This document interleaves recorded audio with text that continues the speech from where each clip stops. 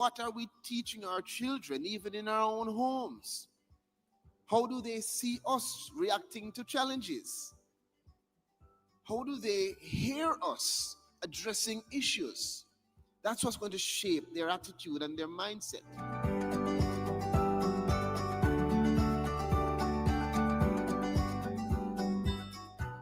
A new story is being written for all Jamaicans. The Ministry of Economic Growth and Job Creation is on a mission to transform lives. From increasing access to potable water, providing secure homes for the most vulnerable, and helping you own a piece of the rock, we're revitalizing communities and preserving our environment. We're making an impact. See the difference. Feel the difference. Building a better Jamaica for you and me. You can feel it. Make JC. Most Jamaicans will tell you corruption in politics is deep-rooted. And I just saw it said, and nothing can do about that. But actually, there is. And another 152 countries are doing it. It's called asset declaration.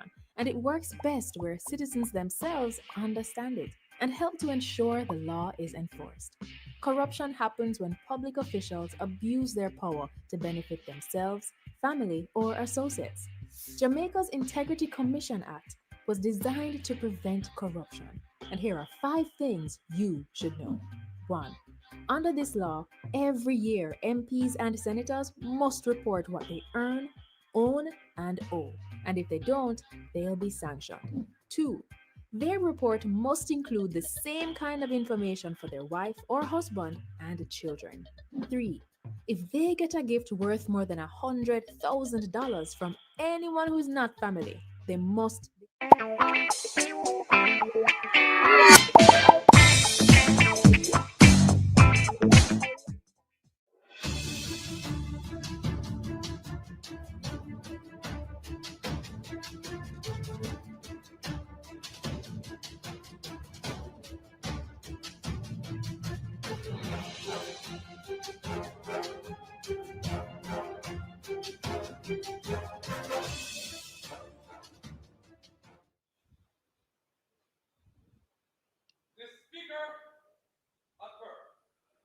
Almighty God, by whom alone kings reign and princes decree justice, and from whom alone cometh all counsel, wisdom, and understanding.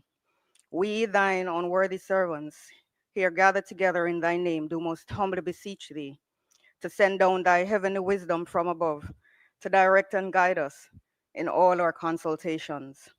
And grant that we, having thy fear always before our eyes, and laying aside all private interests, prejudices, and partial affections, the result of all our counsels may be to the glory of thy blessed name.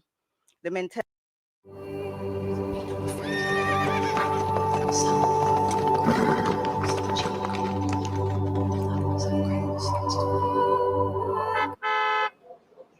Find your castle in Ardrossan. Oh, Wild Hunters! This will hurt! We rule forever!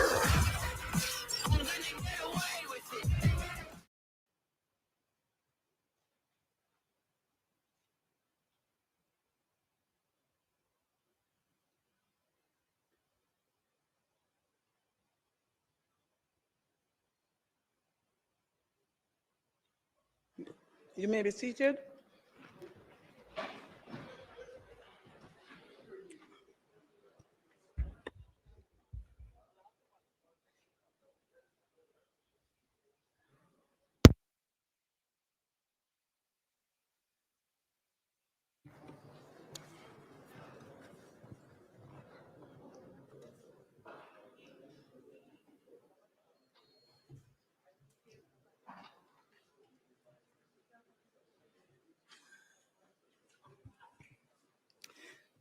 This Honorable House now resumes its sitting.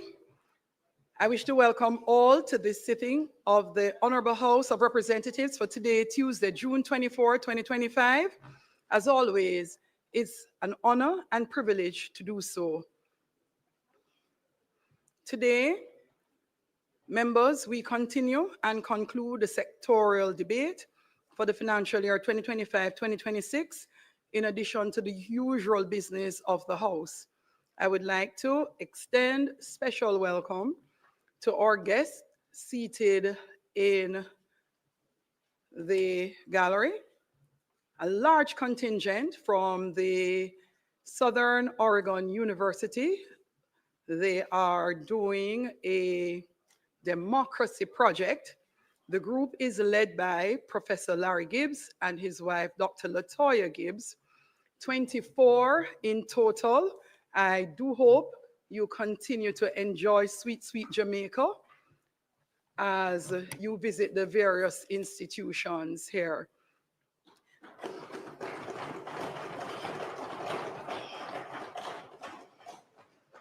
To all our guests seated here, and for those who are joining us via the various social media platforms, particularly PBCJ Livestream, welcome, welcome to today's sitting of the House.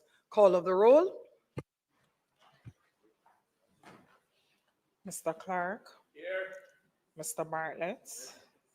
Dr. Holness, Dr. Chang, Mrs. Williams, Ms. Grange, Mr. Mackenzie, Mr. Chuck, Mr. Vaz, Dr. Tufton, Mrs. Malahoo Fort, Mr. Green, Mr. Charles Jr.,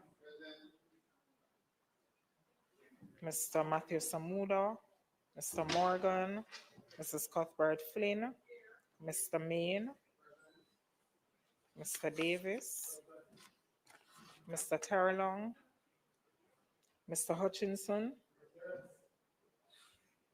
Mr. Witter, Dr. Dunn, Mr. Brown, Dr. Brown Burke, Dr. Charles, Mr. Chin,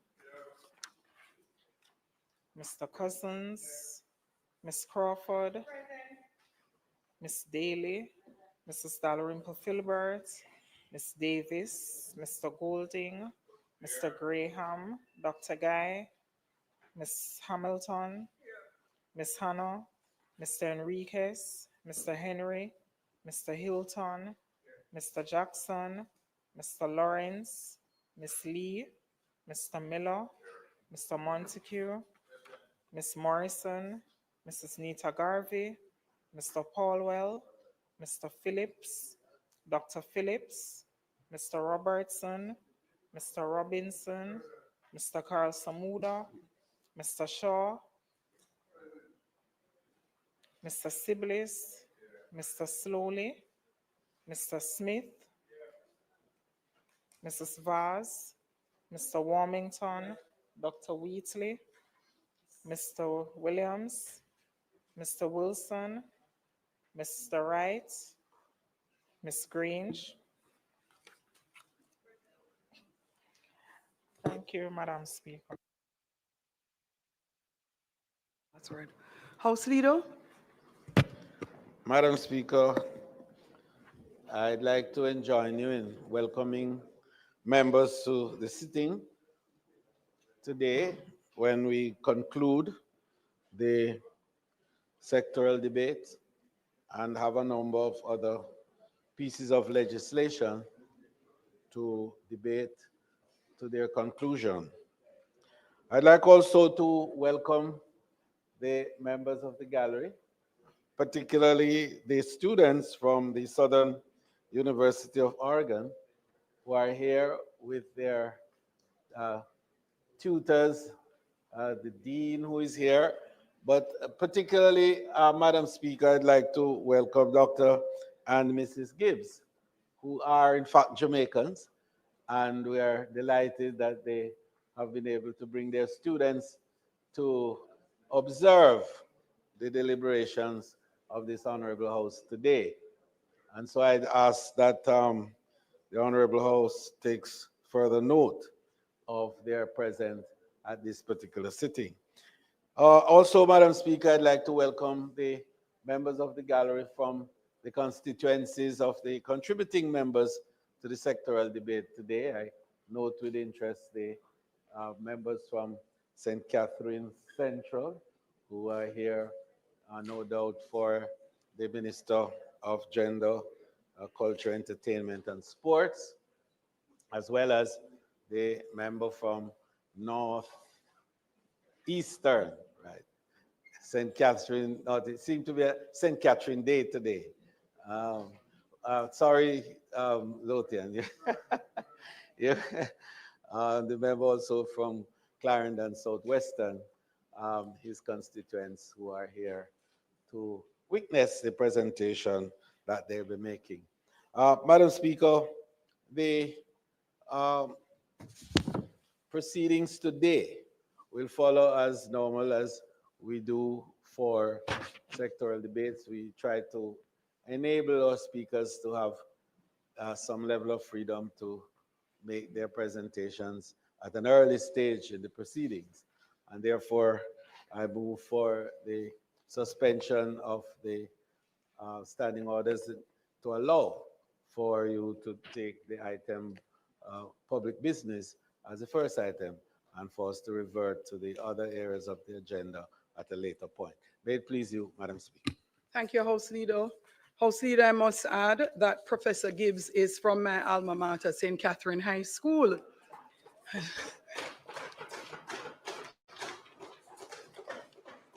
It is wonderful to see so many of us who are from the Jamaican diaspora always promoting Brand Jamaica and welcoming our friends abroad to our shores. Thanks for being here. I hope you enjoy your stay with us. As asked by House Leader, members, the question is that we suspend all items on the agenda and move directly to public business. Those in favor? Those against? The ayes have it. Public business. House Leader. Thank you, Madam Speaker. Madam Speaker, I now ask you to invite the Minister of Gender, Sports, Entertainment and Culture and the Member of Parliament for St. Catherine Central to make her presentation.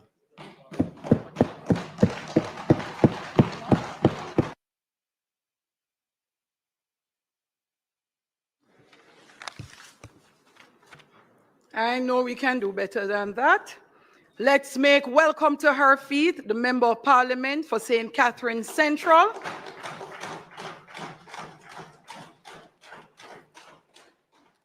Our Minister of Gender, Culture, Gender, Entertainment, and Sports. Minister Grange, our Deputy House Leader as well. Welcome. I look forward to your presentation today. Thank you, Madam Speaker.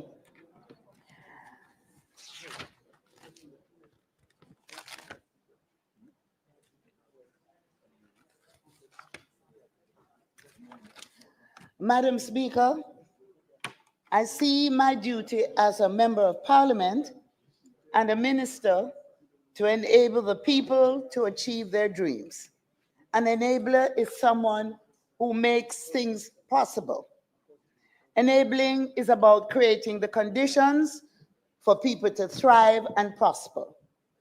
Being an enabler requires vision for the future that you want to create, commitment to the people you are called to serve, and determination to press on in the face of challenges, while always opening new doors of opportunity and creating new avenues of prosperity.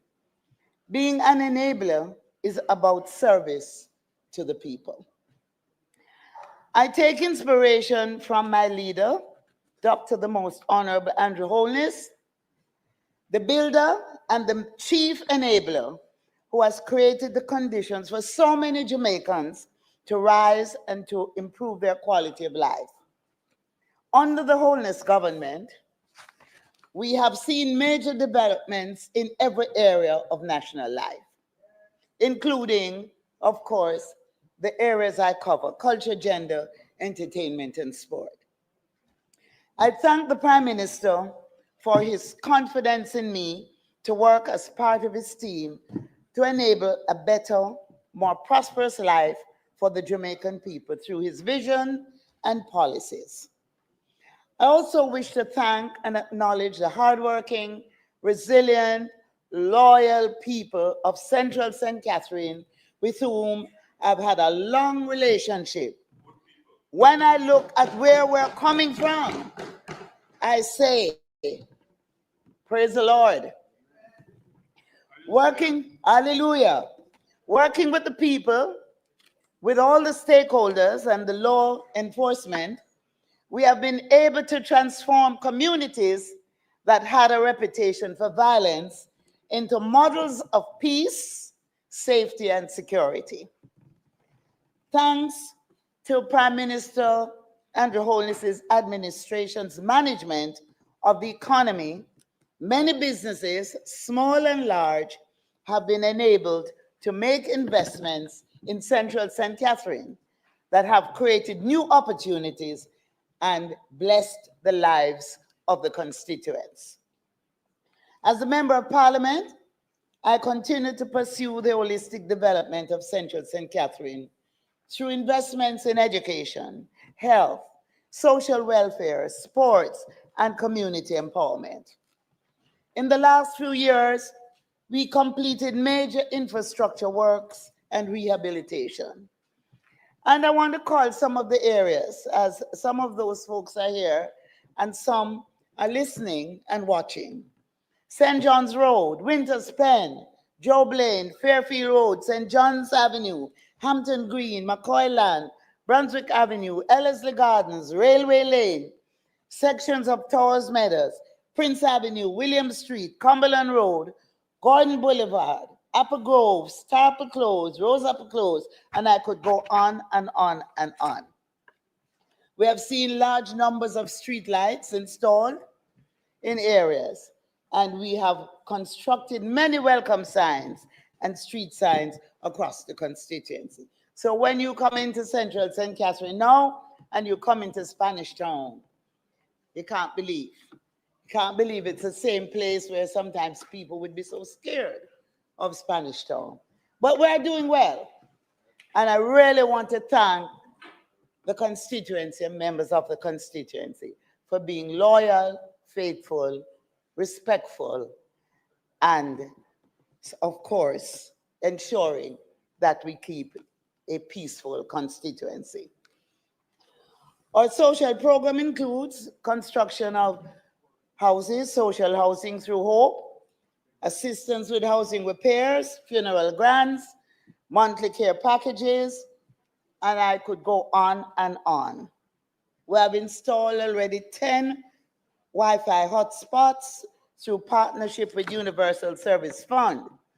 Our major sports development achievements include construction of multipurpose courts, and we are currently completing a major multipurpose center. So the transformation of Central St. Catherine has been a source of fulfillment. We have been through the fire. There have been many blood, sweat, and tears. And I would say to my neighboring members of Parliament, we know what it feels like. But we have been able to work together in spite of political differences. We have had our challenges, but I think today we have more or less overcome those challenges and we are working together. So I'm happy to have been the enabler of positive transformation in Central St. Catherine. I thank the people for their love and support over the years as we have worked hand in hand for the upliftment of the constituency. I also wish to express appreciation to the constituency management team, including the hardworking and committed councillors. And I want to acknowledge the presence of my councillors who are here today in the gallery. Councillor Turner, Councillor Cookhorn, and Councillor Shackelford. I also want to acknowledge the students from the Spanish Town High School, headed by Malik Walker and the rest of the team. Some of the tertiary students who have assisted in getting scholarships. And of course, my good friend Mayor Bell Navis and Councillor Ian Isaacs and the team who are here today to give me support. I really thank them so much for coming. Pardon?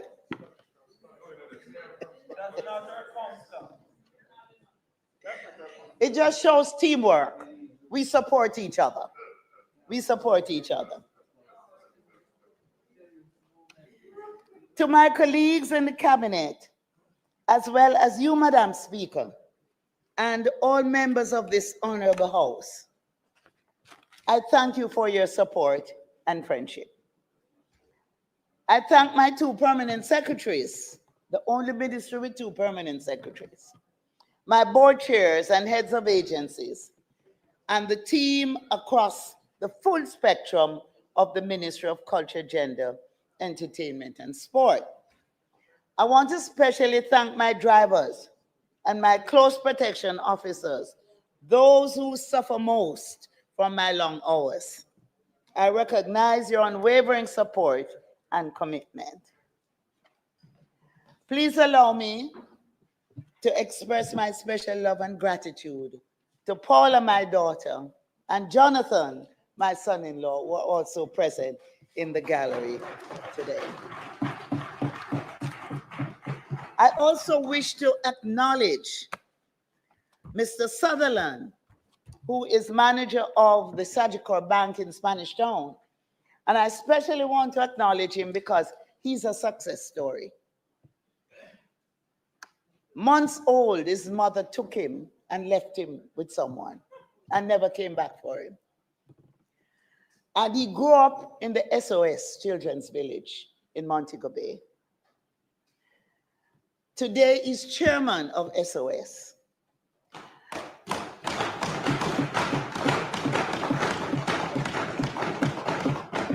And he's here today because as the manager of the Sagicor Bank, and Sagicor has invested tremendously in Spanish Town. They have a wonderful development there, mixed use, residential and commercial facilities. And he said to me when he was told that he was being sent to Spanish Town, everybody said, no, no, no, that's not the place to go. And he's so happy. He says he has never received so much love as he has received from the people of Spanish Town. So I want to thank him for his support. So I wish to remind us all that my ministry continues the role of enabler, being comprised by the 4 pillars of social, economic, cultural, and spiritual development for Jamaica. Culture, gender, entertainment, and sport have been globally recognized as the foundations on which Brand Jamaica has been constructed, while the stories of the Jamaican people are the sustainable features of the brand. And of course, Destination Jamaica also benefits. And Minister Bartlett recognizes that every time. It's not by chance that culture, entertainment, and sport are the foundations of the nation brand. It is a reflection of the skill, the creativity, the vision, and hard work of our practitioners, sustained in part by the enabling environment that successive governments have sought to establish.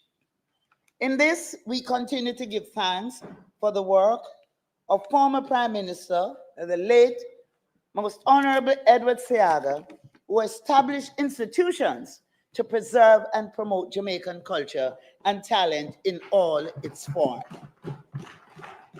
The result of this investment is that the name Jamaica has become synonymous with the world over with culture, creativity, and sports. During the last 4 years, the ministry has provided $734 million in grant funding to enable the staging of cultural, entertainment, and sports events of various sizes. Artist tour support, travel by sports teams, scholarships, athletes assistance program, athletes appreciation grants, and grants to the gender sector. In addition, through the Sports Development Foundation, we invested more than $4.6 billion between 2016 and 2024 in developing national school and community sports infrastructure, as well as funding the development programs of the national sports federations, as well as procuring equipment, supporting track meets, enhancing athlete welfare, and supporting technical training.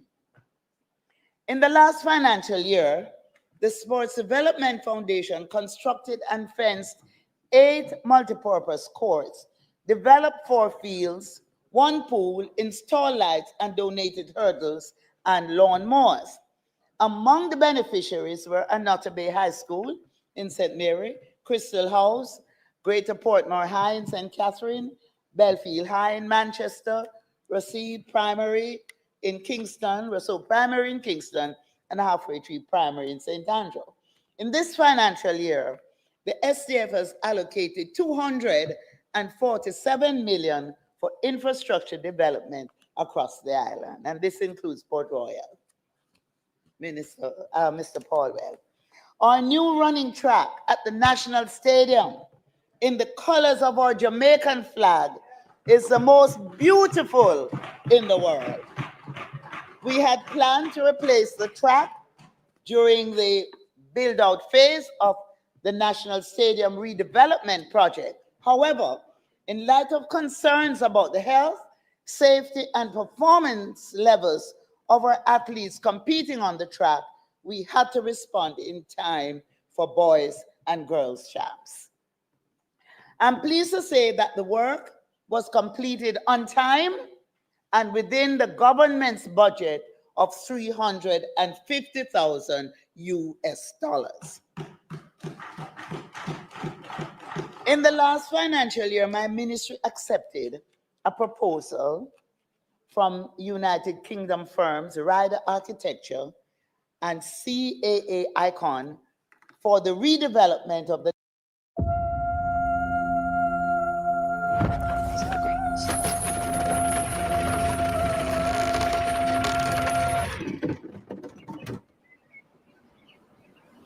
Find your castle in Ardrossan.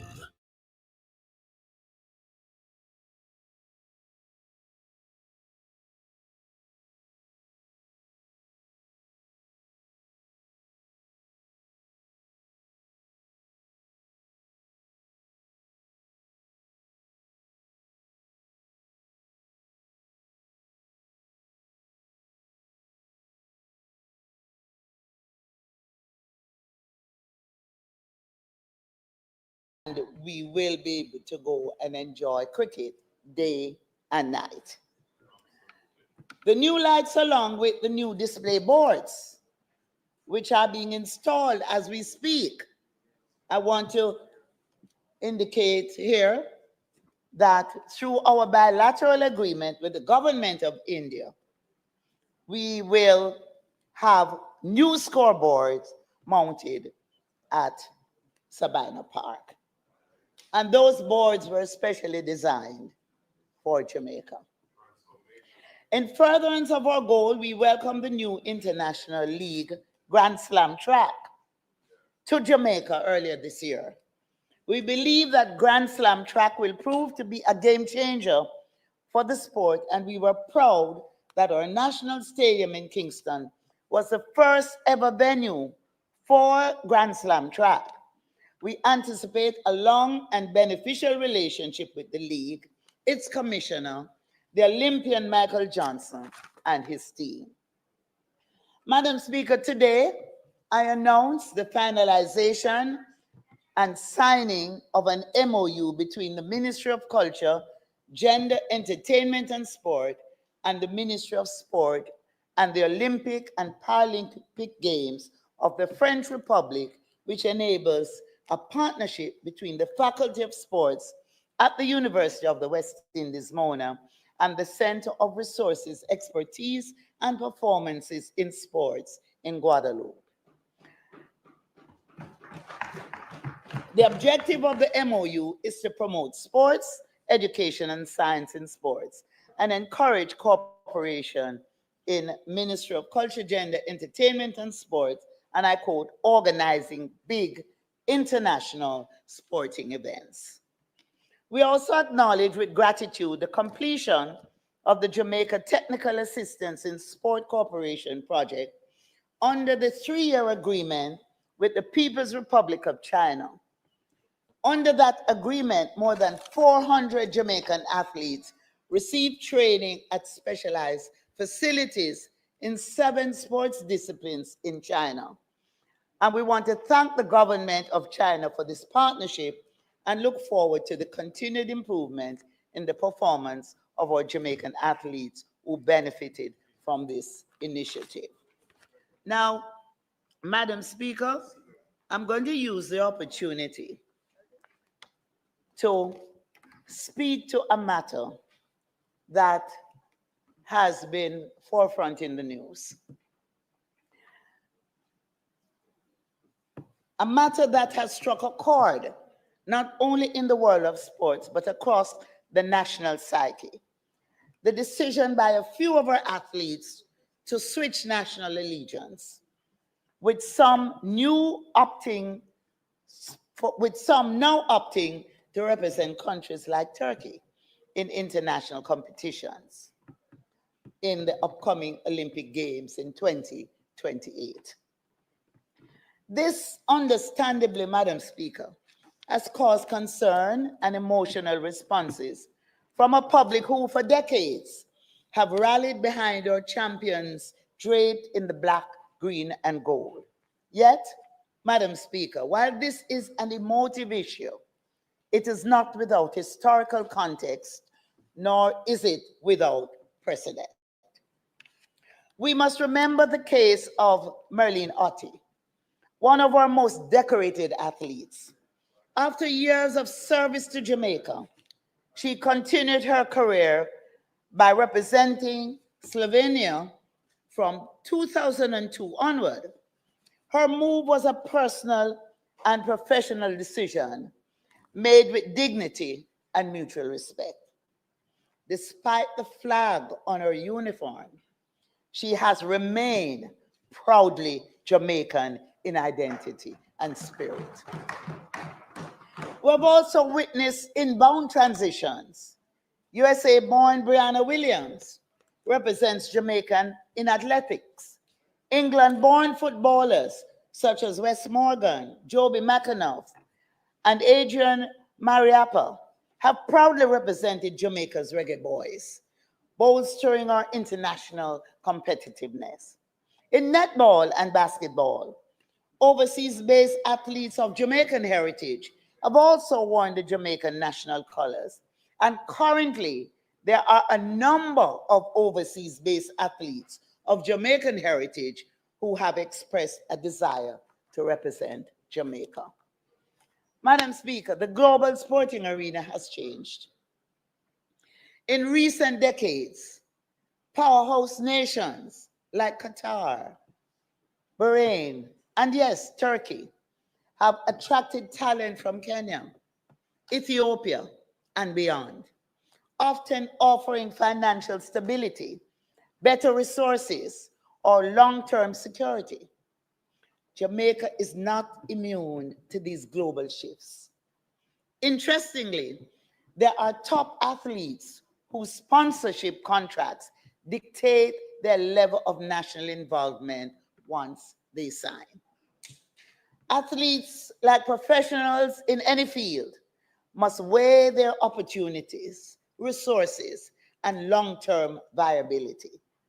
This is not to say we are comfortable losing our talent. Quite the opposite. These developments should serve as a clarion call to strengthen our national athlete support systems, not just at the elite level, but through grassroots and transition programs that secure their careers before, during, and after competition. And we are on that path. A particularly sobering reflection came recently from Asafa Powell, who publicly expressed his reluctance to have his own Jamaican-born children compete for their country of birth.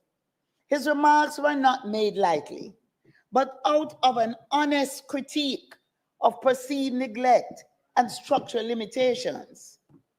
That expression must not be ignored, but examined. And that expression must not be interpreted as a negative for the government.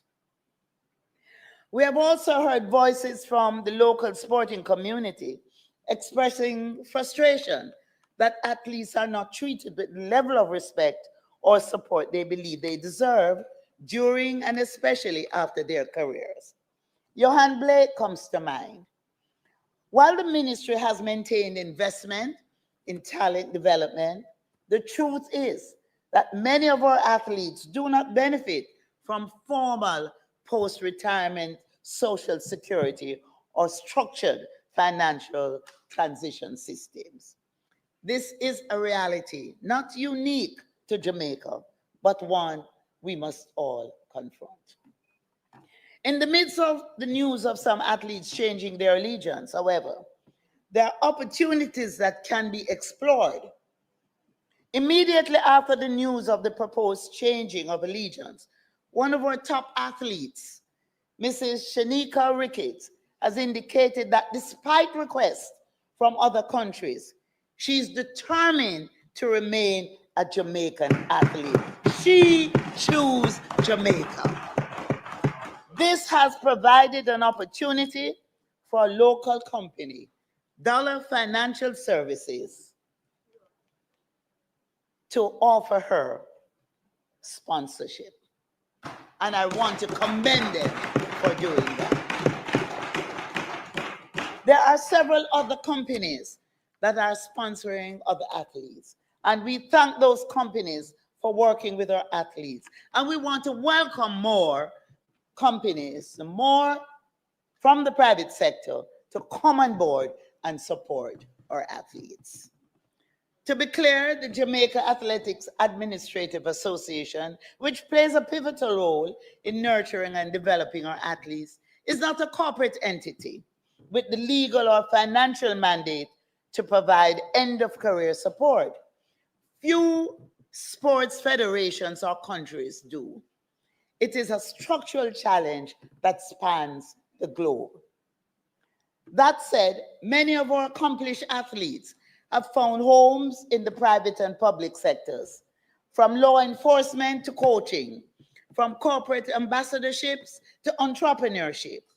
We must recognize these examples as national successes while also seeking to systematize such transitions to benefit a wider group of retired athletes. Madam Speaker, as Minister, I'm committed to looking at the following initiatives: establishing a national athlete support and retention strategy. And as indicated by the Prime Minister, that I should engage stakeholders to this effect. We will look at how we can expand partnerships with the private sector to provide financial incentives and sponsorship opportunities. Enhancing training and recovery infrastructure to meet international standards. Offering career transition services for athletes beyond competition. Long-term career planning and transition services. Expanded financial and health coverage discussions in collaboration with the private sector. Further incentivize national representation packages, particularly for high-performance athletes. And strengthen partnerships with sporting federations to ensure holistic athlete development from start to finish. However, please note that government cannot interfere, and I would like everybody to understand this. Government cannot interfere with the operations of these national sporting federations as they are governed by their international bodies. And it is important that we all understand that. I have no control over what the federations do, although we provide them with monthly subventions, over 40 such organizations. What we ask them to do is provide us with a plan and provide us with an audit of how they use the funds. And never in the history of this country has sport received so much funding and so much support from any government.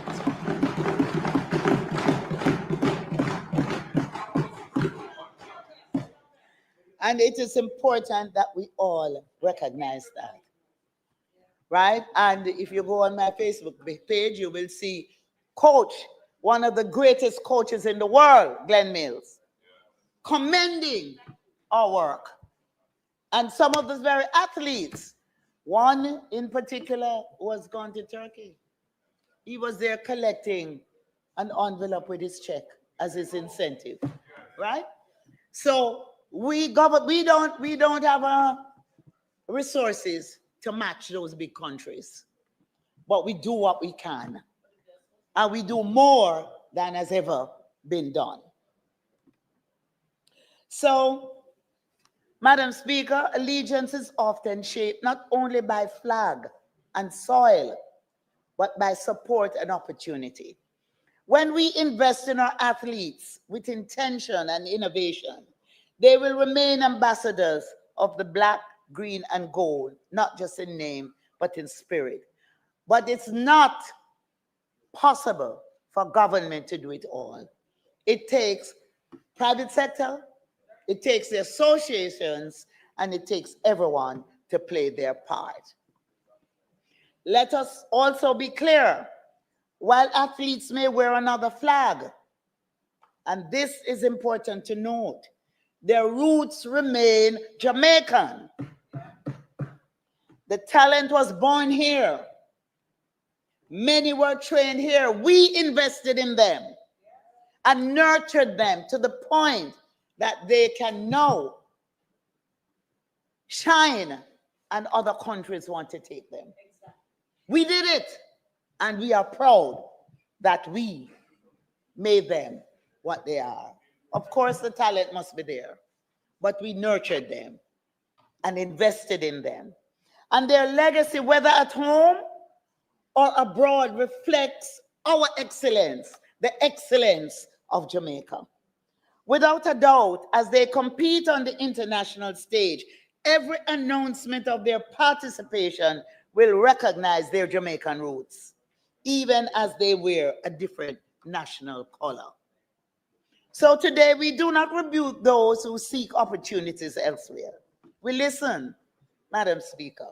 We reflect and we act so that Jamaica not only continues to produce champions, but also sustains them beyond the podium. So I want to say to all those who, you hear all kind of pronouncement, let us be measured. Let us be proud, and let us be proactive. Our athletes may run for different flags, but they never run from who they are. Jamaica remains in their hearts and in ours. Let us use this moment not to despair, but to build, Madam Speaker.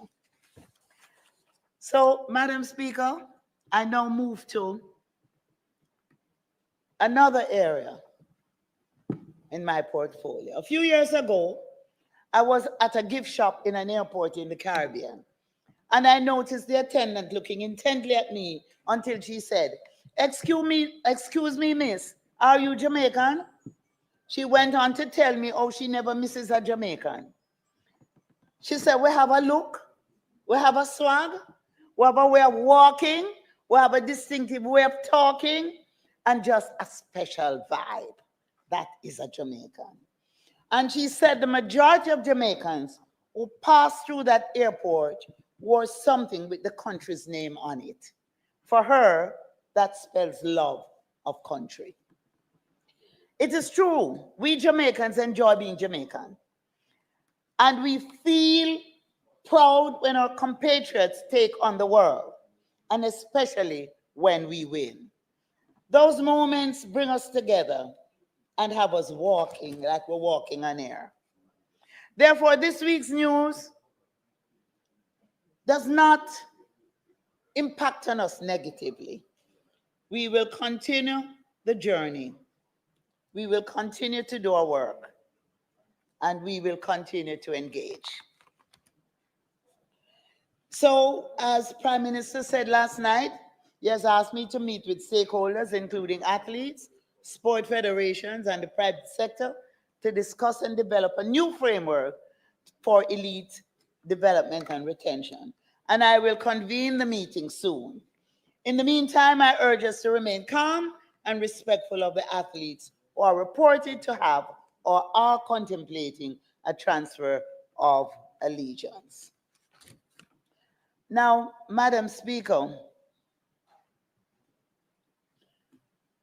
taking inspiration from our athletes, we have been establishing Jamaica as a leader in sports governance across the world.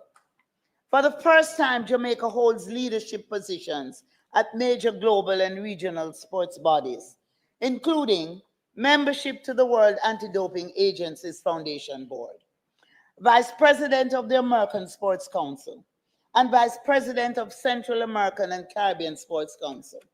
Our growing reputation as a leader in world sports was further highlighted when I was invited by the incoming International Olympic Committee president, the new president, as one of the longest serving ministers of sports globally, to make a presentation at the recent Olympism 365 on ways to use sport to create a better world. At the same time, ours is also a strong and influential voice in global culture through the UNESCO system, where Jamaica serves on the Intergovernmental Committee for Physical Education and Sport, the International Coordinating Council of the Man and the Biosphere Program, and the World Heritage Committee, which is set to make Port Royal a World Heritage Site in July. It would mark the realization of a national objective since 1988, when Port Royal was first nominated to the World Heritage List by the late Edward Seaga. It is notable that the site includes terrestrial and underwater heritage, bearing in mind the continued presence of the sunken city of Port Royal. This enables even more the potential for the cruise pier at Port Royal to become an active port for disembarkation and attraction in the expansion of Jamaica's tourism product. This also has implications for the commercial and economic development of the people of Port Royal and its development as an entertainment zone.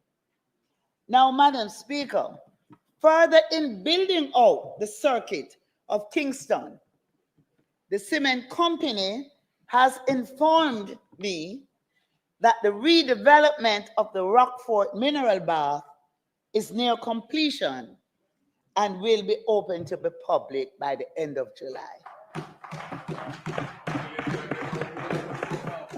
Yes. So the facilities will be ready at the end of July, open to the public, and which is the first phase.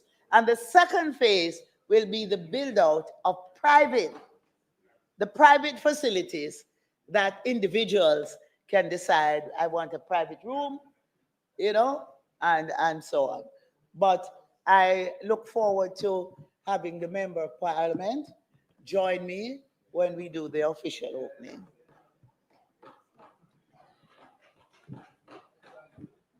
So this enables a dynamic mix of health and heritage tourism for both local and cruise ship passengers. This also expands substantially the offerings of Kingston to include the Bob Marley Museum, National Gallery of Jamaica, National Museums of Jamaica, the Jamaica Music Museum, which we will be breaking ground shortly for the Music Museum's facility. Port Royal would join the Reggae Music of Jamaica and Pilgrimage to Wat Town as inscriptions to UNESCO respective World Heritage and Cultural Heritage list. I'm particularly pleased at how the UNESCO inscription of the Revival Pilgrimage to Wat Town has emboldened practicing revivalists who have faced discrimination for their style of Christian worship over the years. And there are many who go to the conventional church, the established churches, but they are revivalists. So they go to a mass or they go to an Anglican service, and then they end up at the revival service sometime during the day or in the night with them head wrap, right?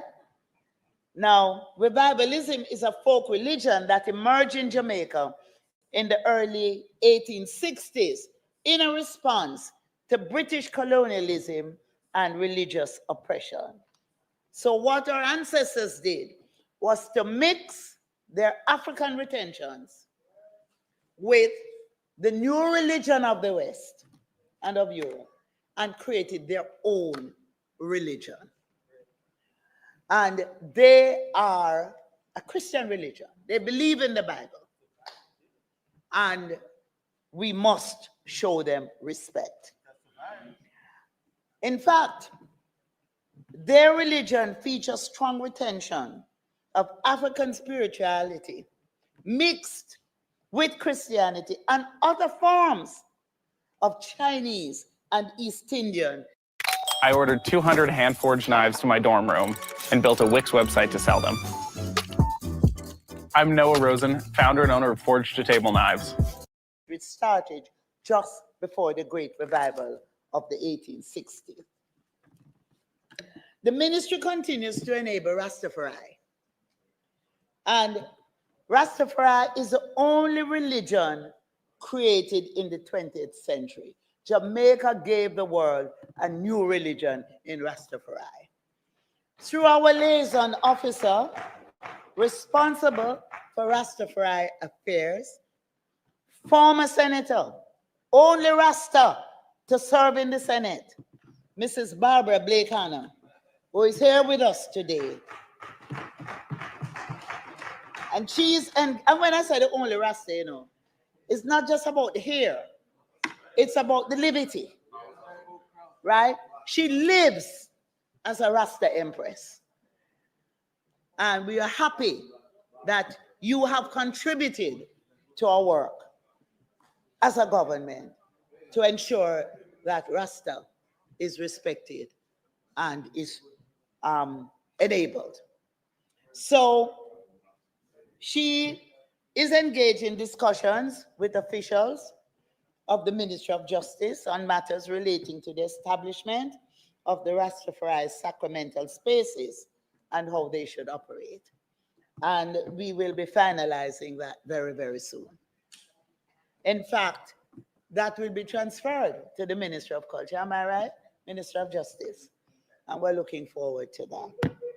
The Cabinet has approved the provision of titles to 2 properties in Flanker, St. James, and to have both donated, Albion,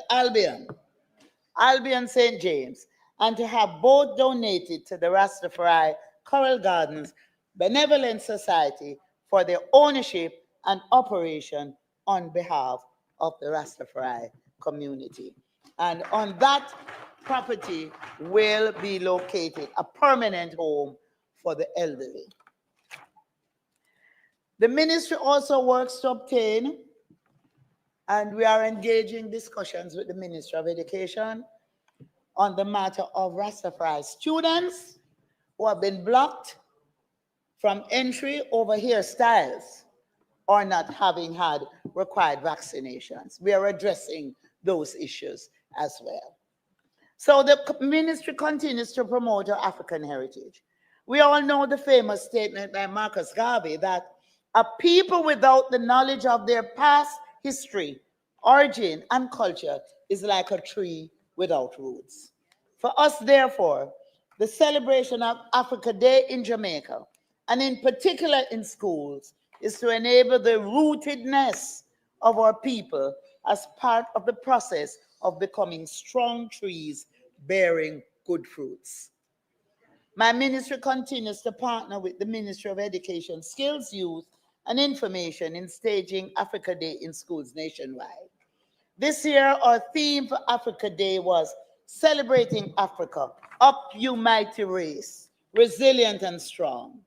Our featured school was Ocheres Primary School, which is in the division of Mayor Belnavis.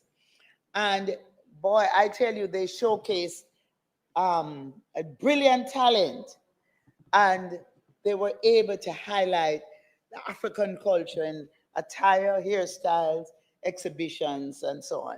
And in fact, we had the diplomats who are resident in Jamaica for African countries, Ethiopia, Nigeria, and South Africa. They got involved, they staged displays, and they were very much a part of this exercise. The National Policy for Culture, Entertainment, and Creative Economy outlines a framework within which the government of Jamaica will enhance, safeguard, protect, and promote the cultural heritage, creative expressions, and innovations of the Jamaican people.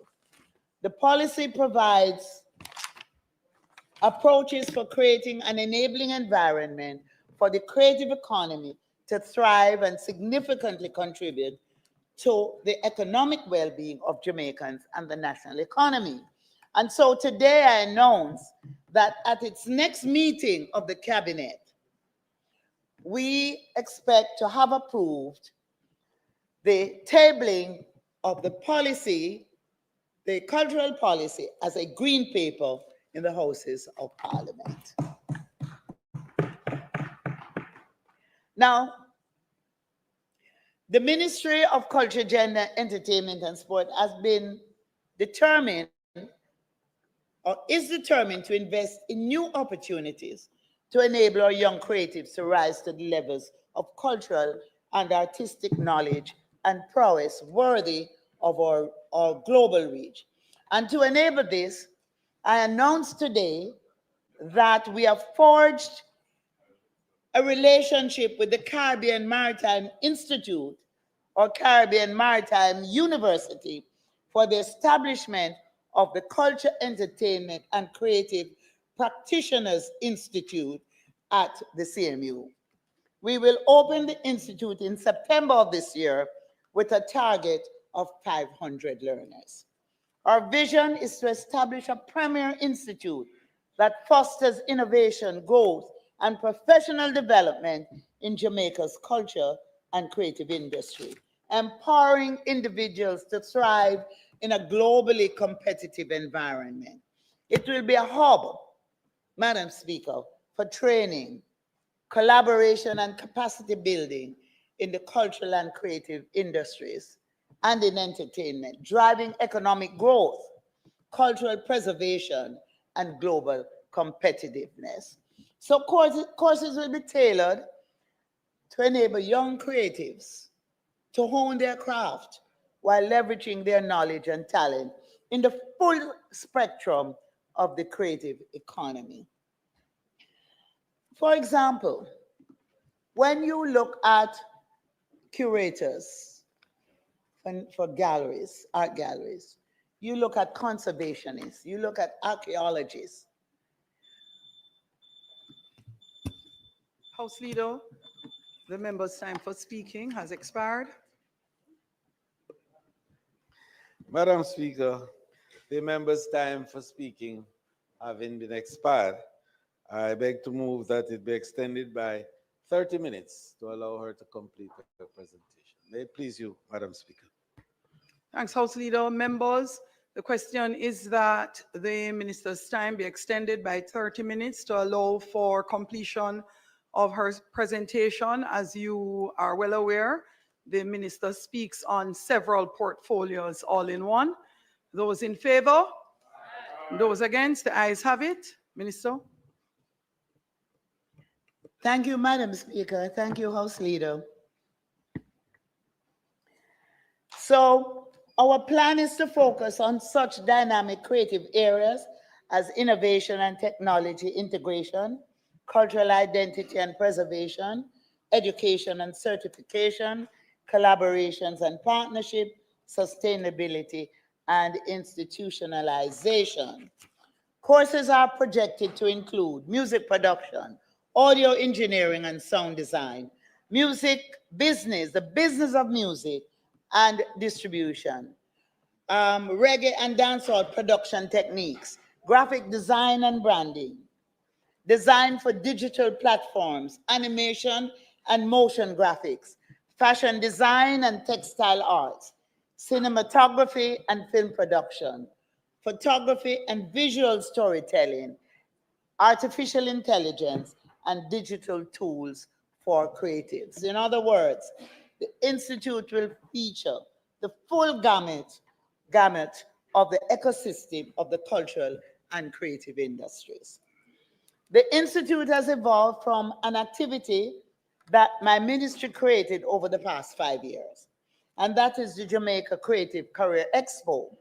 This activity brings together students in an exposition of the breadth of offerings and possibilities in the creative and cultural fields of engagement. It has been one way of enabling the discussion that needs to be had among so many young Jamaicans who dream of a creative career but have no real information about how to get there.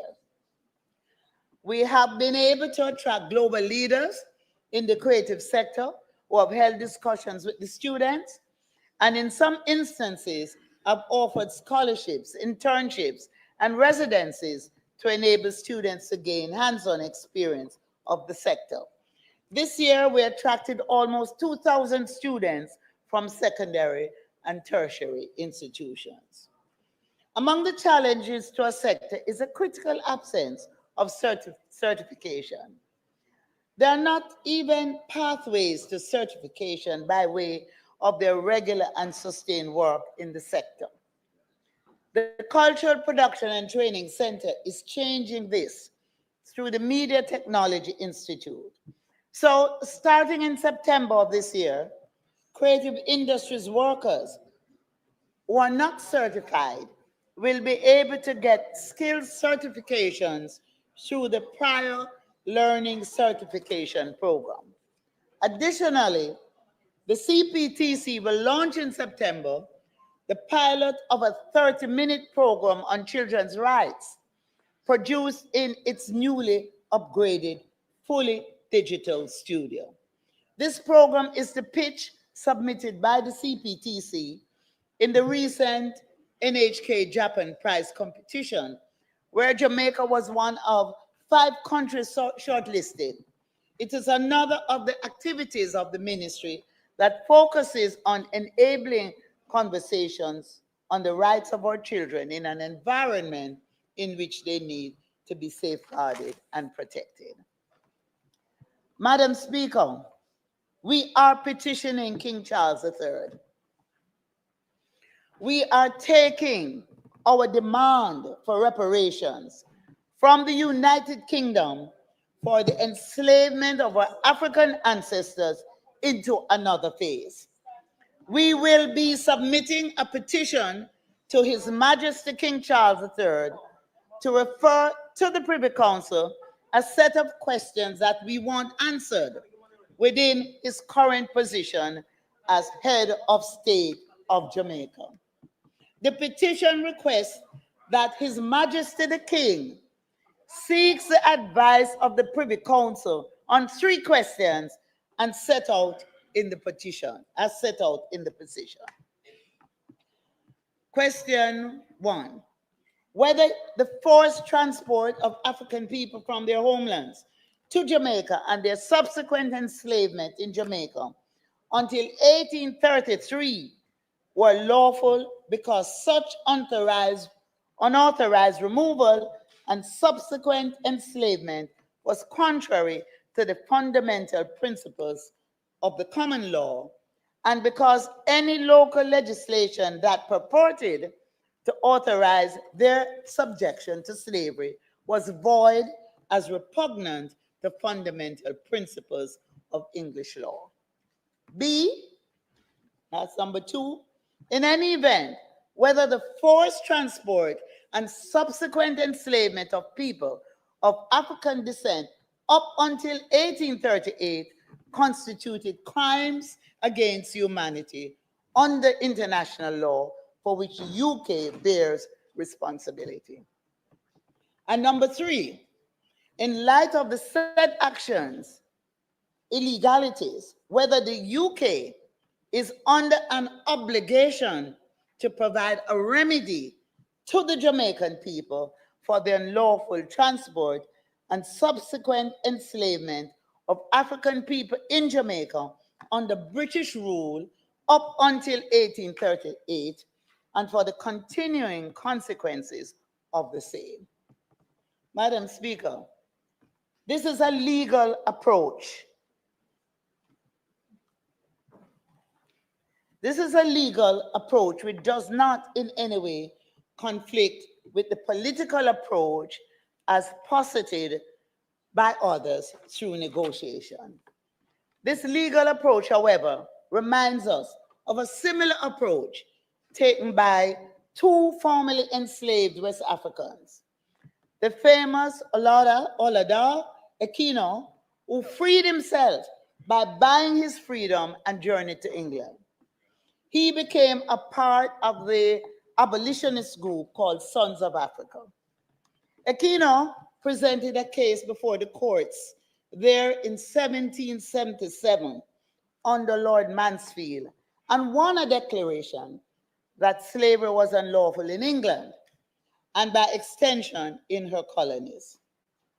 The other West African was Lorenzo Mendonça, who journeyed to the Vatican and presented a similar case before the Pope in 1684 and secured the declaration that slavery was unlawful. So Jamaica intends such by placing these three questions before the Privy Council in accordance with Section 4 of the Judicial Committee Act of 1833, which gives the monarch discretionary powers to place before the Privy Council for advice any matter of constitutional importance that cannot be heard in local courts. We have taken much into consideration, including positions discussed with others by several legal minds. The matter is now with the Attorney General of Jamaica for filing on behalf of the people of Jamaica. Madam Speaker, allow me at this time to recognize the work done in this matter by the Member of Parliament for Clarendon Central, the Honorable Mike Henry, as well as the Honorable Frank Phipps, and the Legal Committee of the National Council on Reparations, led by Mr. Bert Samuels and Mrs. Lalita Davis-Mattis, and a team of British lawyers led by Mr. Lawrence Cartier, who offered their service to Mike Henry, and by extension, the National Council on Reparations pro bono for free, gratis. We will follow closely the submission of our petition as it must be done before Jamaica transitions to a republic. Last year at the Emancipation Jubilee at Seville in St. Anne, I received on behalf of the government and people of Jamaica apologies principally in video format from families whose ancestors were enslavers here in Jamaica: the Renton family, the Gladstone family, and the Malcolm family. In the case of the Malcolms, two sisters journeyed to Jamaica from New Zealand, where they currently reside, to offer their apologies in person. Additionally, with the permission of then Anglican Bishop of Jamaica, we played a recording of an apology from the Church of England, offered by then Archbishop of Canterbury, the Most Reverend Justin Welby. Finally, there was a recorded apology from the Guardian newspaper in the UK, whose founder owned enslaved Africans on the Success Plantation in Hanover. The Guardian has been very active in carrying out reparatory work in the communities in the vicinity of that plantation. The media entity has also offered its services to us as lobbyists for our reparatory justice activities in the United Kingdom. So, Madam Speaker, we mean business. Mr. Speaker, we mean business. So, Mr. Speaker, the entertainment sector is one in which so many creatives, after contributing largely to the dynamism of brand Jamaica, often find themselves in dire straits in the latter years of their lives, as well as the moment of their passing. For the ministry, this has meant seeking to engage creatives in schemes relevant to their personal situation. With creativity being Jamaica's most valued asset, on November 12, 24, we launched the Jamaica Entertainers and Creatives Insurance Plan. The aim is to care for the well-being of entertainment, culture, and creative practitioners who have built Jamaica's cultural assets for several decades. And this is similar to the Jamaica Athletes Insurance Plan, which we have also introduced to cover our athletes. So the Jamaica Entertainment and Creative Insurance Plan covers life and personal accident for over 3,750 entertainment practitioners who have been verified as bona fide practitioners on the National Registry of Entertainment and Creative Industries practitioners. And we have an e-registry where they're asked to register. So the plan covers death benefit, permanent disability, dismemberment depending on the injury, with accidental medical reimbursement of $50,000 under the personal accident plan. So, Mr. Speaker, today I am proud to announce that the group health component of the insurance plan will be launched shortly. So, very shortly, persons in the entertainment industry and the creative sector will be able to take their health card and swipe their health card when they visit the doctor. Entertainers, however, may, if they require additional benefits that they can afford to pay for, the flexibility exists where they can top up the offerings that's being provided through this plan. But let me tell you what the plan includes.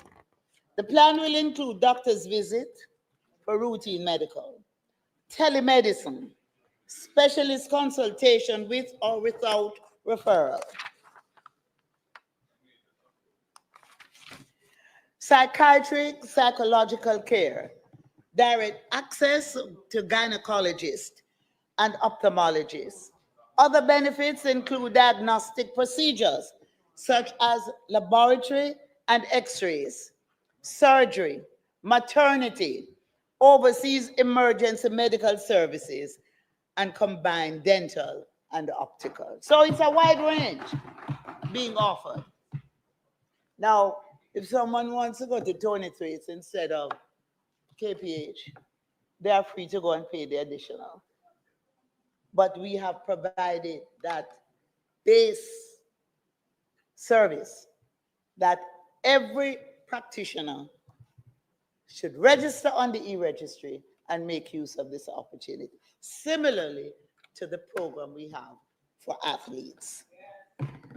They also will get support for prescription drugs, and I'm encouraging practitioners to combine all of this with JDIP and NHF and the other programs provided through the Ministry of Labor and Social Security. And we will help them to access these programs. Now, I'm going to touch on gender.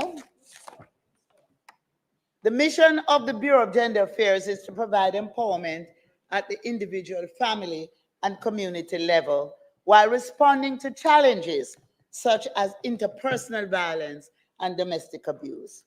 Through a dedicated team and utilizing a targeted approach, we have come a far way in enabling our women, our men, our girls, and our boys Today, I present some of the activities being carried out by the Bureau to promote positive gender relationships and offer related support services. Over the period April 24 to January 2025, the National Shelter Unit provided support for 37 clients temporarily housed in safe spaces.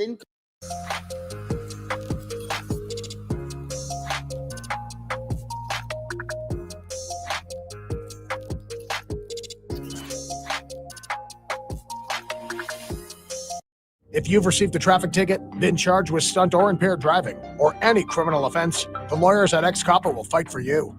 Our team can protect your driving record, keep your insurance rates low, and save you from criminal conviction. Contact us for your free consultation today.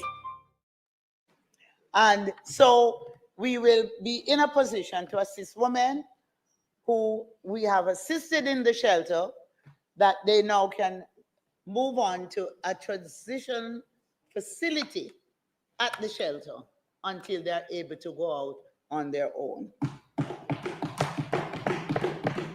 And of course, we have gender-based helpline unit, and there you have numbers that you can call 24/7, and we have numbers for the men and numbers for the women. The Bureau has conducted parish coordination platform workshops in St. Elizabeth, Trelawney, Montego Bay, Portland, and Manchester with key stakeholders aimed at addressing and preventing gender-based violence. The Bureau has also undertaken several programs to highlight the achievements and contributions of men and fathers. The men always say, we talk about helping the women, but we don't talk about helping the men. So we have included the observance of International Men's Day and the annual Outstanding Fathers Award, which this year recognized 70 fathers. The ministry also focused on initiatives that provided mental and financial support to young men entering fatherhood through the Daddy Daycare series and programs for teen fathers. The Sexual Harassment Protection and Prevention Act 2021, which became effective on July 3, 2023, is designed to ensure that workspaces are free from sexual harassment. It applies across all sectors and mandates every employer or institution to create and enforce policies. The Bureau of Gender Affairs has so far facilitated the review of 42 sexual harassment workplace policies, training. And we have, in fact, trained 18 members of the Bureau staff in sexual harassment investigative, as sexual harassment investigative officers. Meanwhile, the Sexual Harassment Investigation Unit has also hosted sexual harassment investigative training for human resource professionals and held numerous sensitization sessions. And I would like to indicate here that the Sexual Harassment Tribunal has been established and it is now up and running. So, Mr. Speaker, as I conclude my presentation today, I reported on the work of the Ministry of Culture, Gender, Entertainment, and Sport. And there's so much more I could say, but I know I only have so much time. I have said much. And we have done a lot.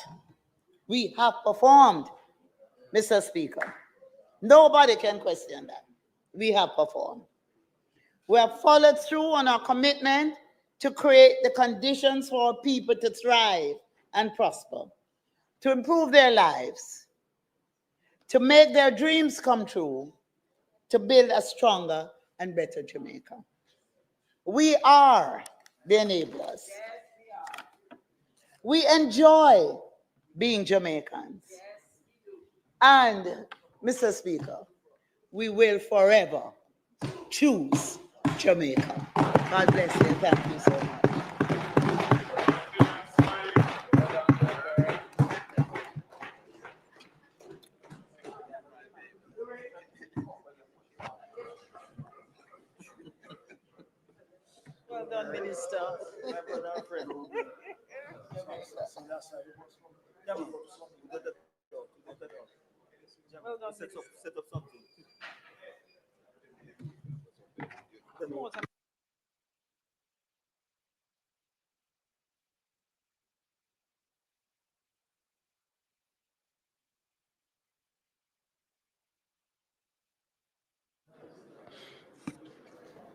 Mr. Speaker, I'm sure you want us to record our deep appreciation for a very powerful presentation by the Minister of Culture, Gender, Entertainment and Sports.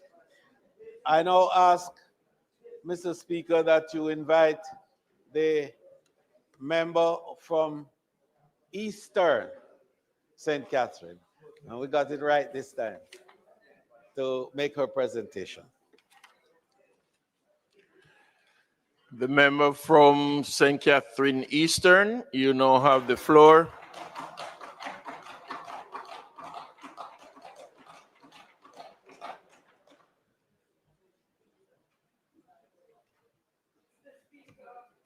Mike.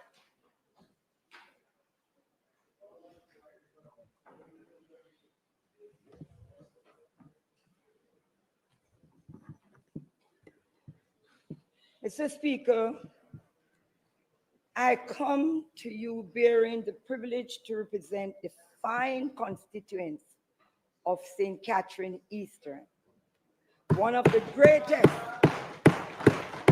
and the best. I am grateful to them for putting their confidence and trust in me. Today, I also stand with pride as the opposition spokesperson for gender, persons with disabilities, and inclusion. I'm grateful to those who have supported me throughout my political journey, including our party leader, soon to be Prime Minister of this country, Mark Jefferson Golden. Your dedication and integrity truly motivated me on this march on to progress. Mr. Speaker, you realize how we were very quiet over this side, and I'm going to expect you to protect me here in order that I can. No, you making it. I would like to recognize my counselors, Enos Lawrence, one and only Ned, Keisha Lewis, Donovan Guy, and Norman Scott. Ooh, I will be sad to lose.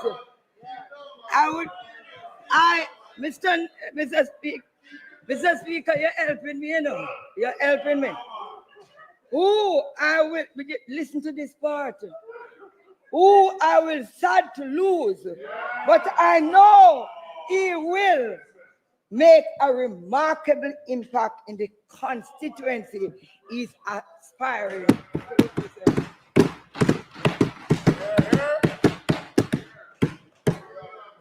Mr. Speaker, I'm also indebted to my family and friends, and I express my great gratitude to those who have supported me throughout the year. I extend my appreciation and my dedicated support team at the constituency office.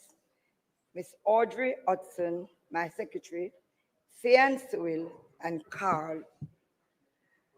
My loyal and my confidence, my security details, Mr. Walker, Mr. Tennant, believe me, sometimes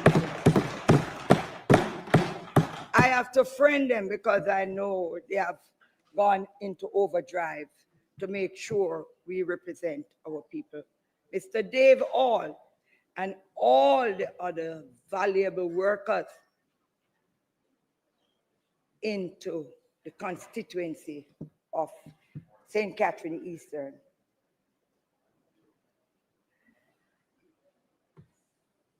Mr. Speaker, I also wish to extend my appreciation to the clerk of the Houses of Parliament and your staff, new staff, young clerk, but I can tell you, you are all doing a tremendous job.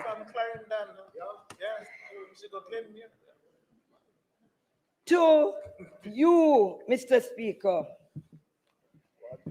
I used to say one day busher, but it has become so popular now that I cannot say one day anymore.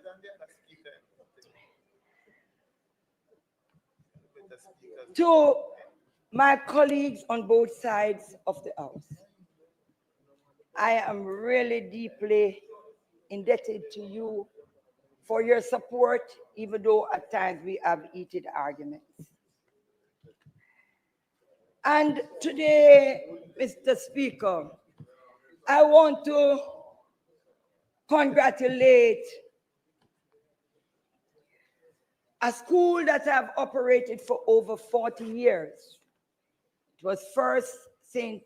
Helens Prep, and then it is now St. Dominic Prep and Business College.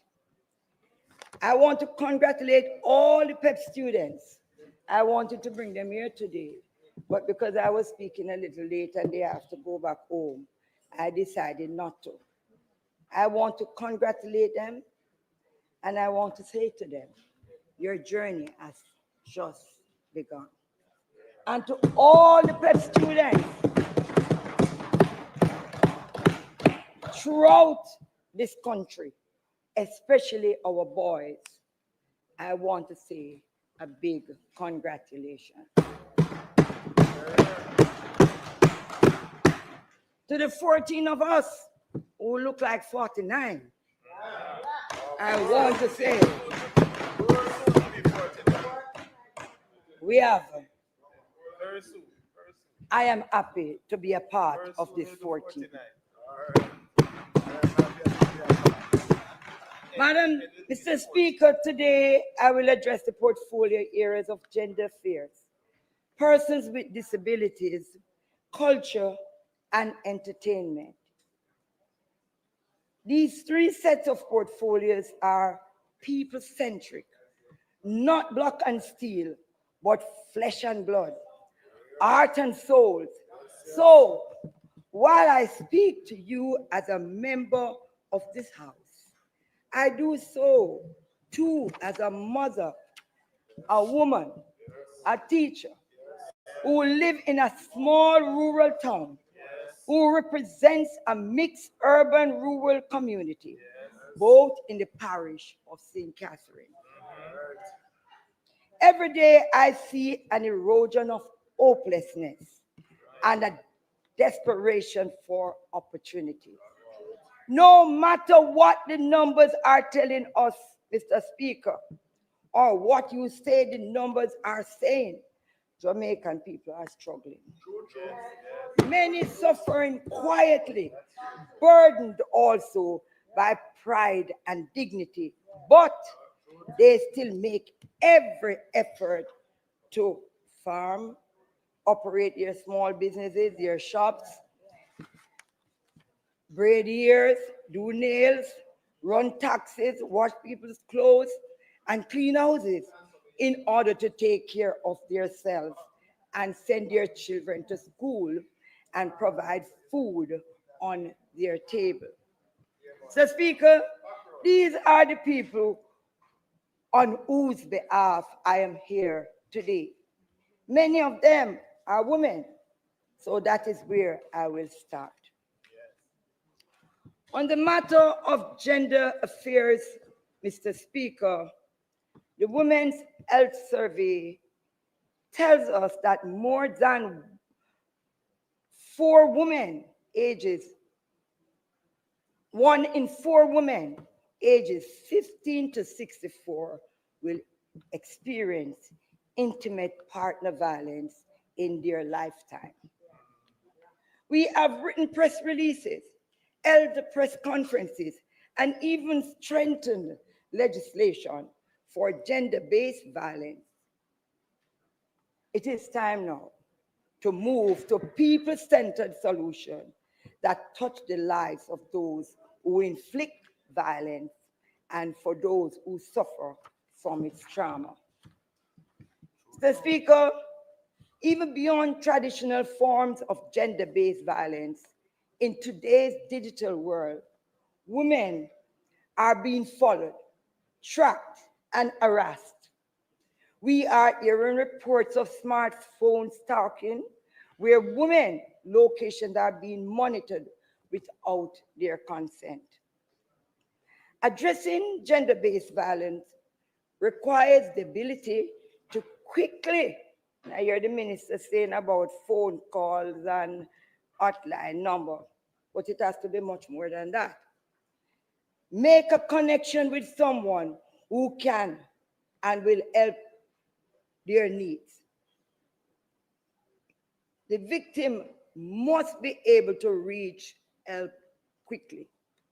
Upon assuming office, we will develop a mobile app for quick reporting of gender-based violence. The app will be geolocation technology to remotely locate where the incident is happening. Geolocation technology uses Wi-Fi, network, cell towers, and IP addresses to find the locations of persons. That, Mr. Speaker, would have assisted the UA student, probably, if that was in place, and many others who have suffered as a result of violence against women. So, Speaker, effectiveness of this app will mean efficient monitoring to ensure privacy for the information provided. Confidentiality of the victim's data has to be prioritized. Effective implementation will need a political will. Leadership and people will see to it that the app keep on working, because we have some style where when you turn on these things, all you can hear is beep, beep. And you dial until you're tired. And nothing happened until you can't do it anymore. This mobile app is not meant to replace the current measures for combating gender-based violence. It is meant to supplement and enhance these measures, including reporting cyber stalking, Mr. Speaker. We will roll out a national public education campaign to make sure women and men understand their rights and protections. We will also make sure that education which encourages boys and girls to live in mutual respect and harmony with each other begin at the basic school. This has to be carried through to high school, and if it's possible, our tertiary institution. Children have to be taught how to speak up and seek help when needed. This will give our children the tools to protect themselves. We will use predictive analytics to identify and monitor high-risk areas and hotspots for gender-based violence. This means creating and using data to determine where attacks are most likely to occur, whether due to poor lighting, inadequate policing, or known pattern of criminal activity. The Speaker, we will see to it that gender parity for government boards aims at a 60-40 ratio, at a minimum,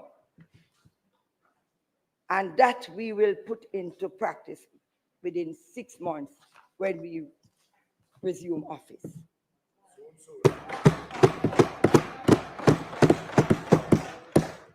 Mr. Speaker, we will carry out tracer studies to see how well the Women's Centers of Jamaica is doing. And speaking of Women's Center, Mr. Speaker, I want, and I'm very serious, that we look into these girls and boys' homes. We need by now to do an audit, because I can tell you some attention is needed, because sometimes when we think all is well, things is happening that we need to lend our ears to.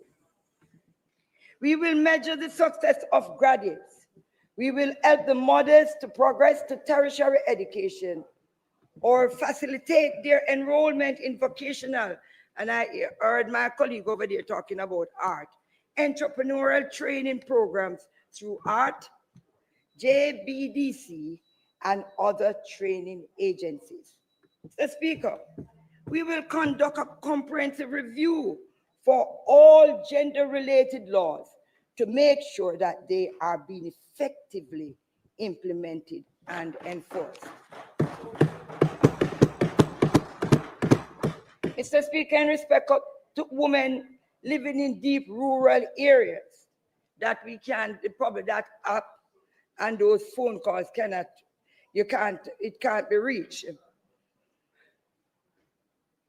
And they are forced to leave their homes because they are being abused and fear for their safety. We will partner with churches in these locations to provide women with temporary shelter until appropriate arrangements can be made to relocate them to the drop-off shelters. Mr. Speaker, our mothers, our sisters, and our daughters are crying out for help. They don't need more promises. They need solutions. They need leadership. They need a government that will act and act now. We stand ready to lead this fight with technology, with education, with compassion, and with a political leadership to end the epidemic of gender-based violence in Jamaica once and for all. Let us not be the parliament that looked away. Let us be the parliament that acted.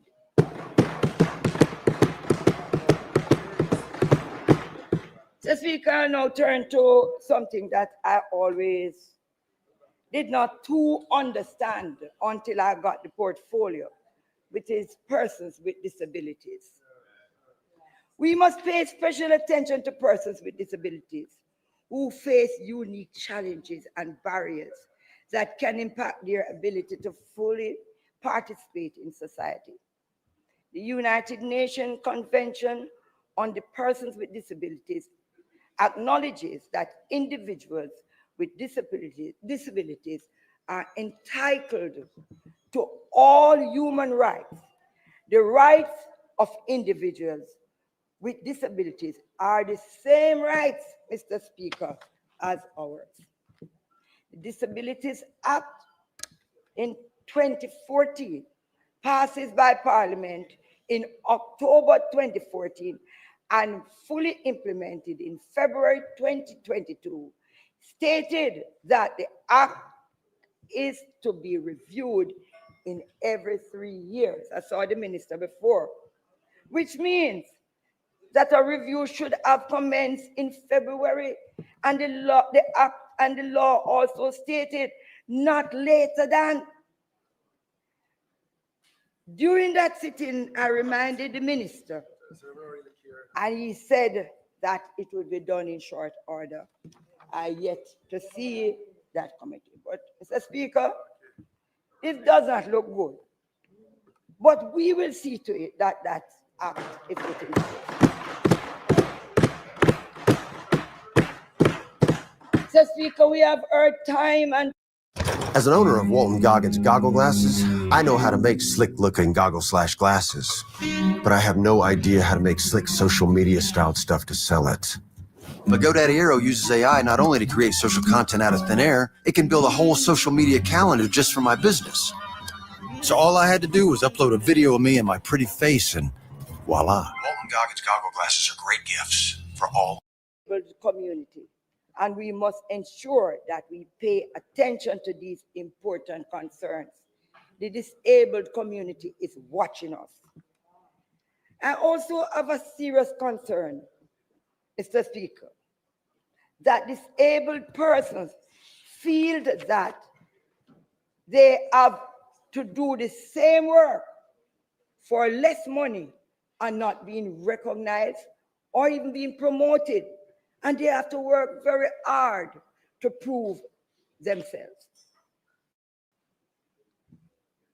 This too will have to stop.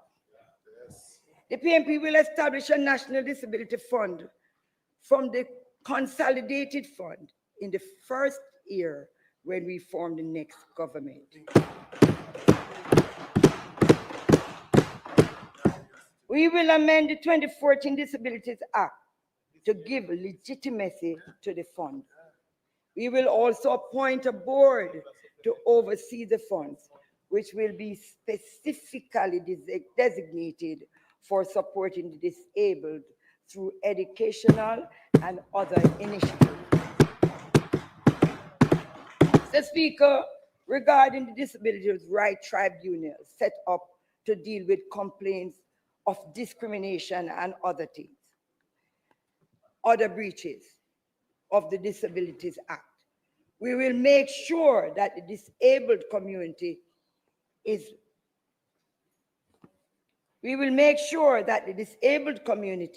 is formed on how to use the tribunal to seek redress in cases where they feel their rights have been violated.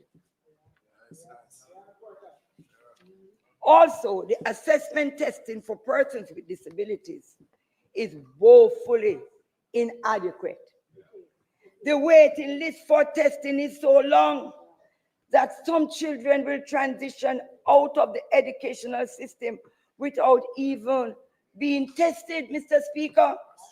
I went to St. Anne the other day, and I went to the school for children who has disabilities.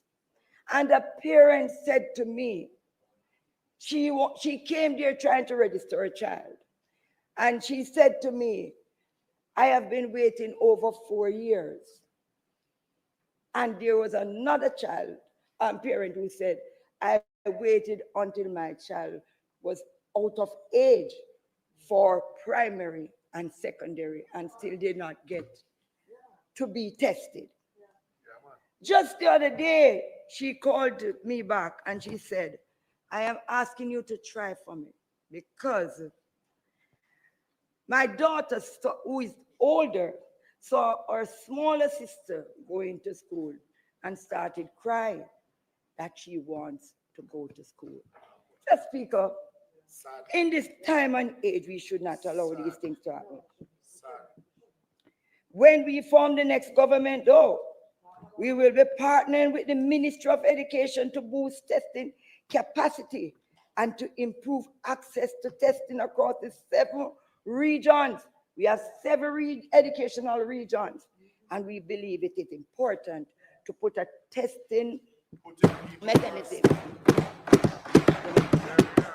The Speaker, there is also the matter of testing of disabilities that are not immediately or visible or observable.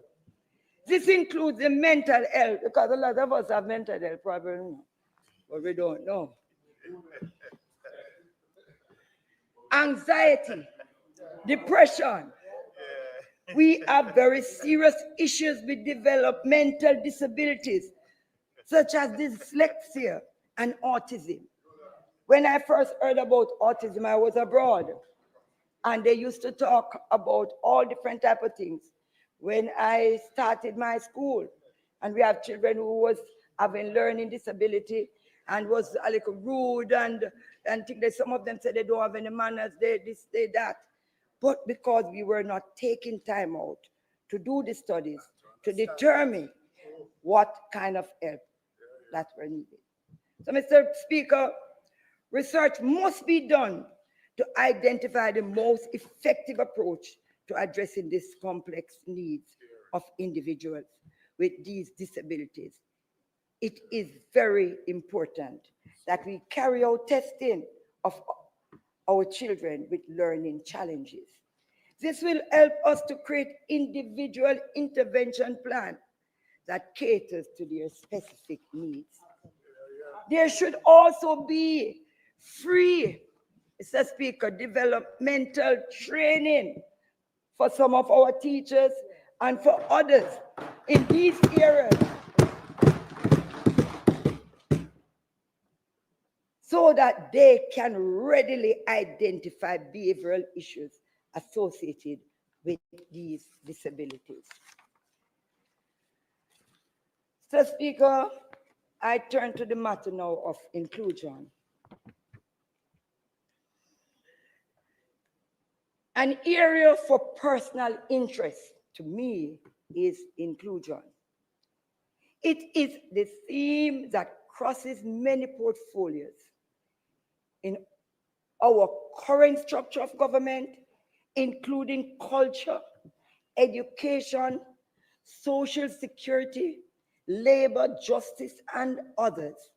Addressing inclusion is a huge part of our decolonization journey. It is all about how we oppress, repress each other, which only serves to hold our development back. The Speaker, while there has been greater tolerance for inclusion, we still encounter biases, stigma, and discrimination in many vulnerable communities.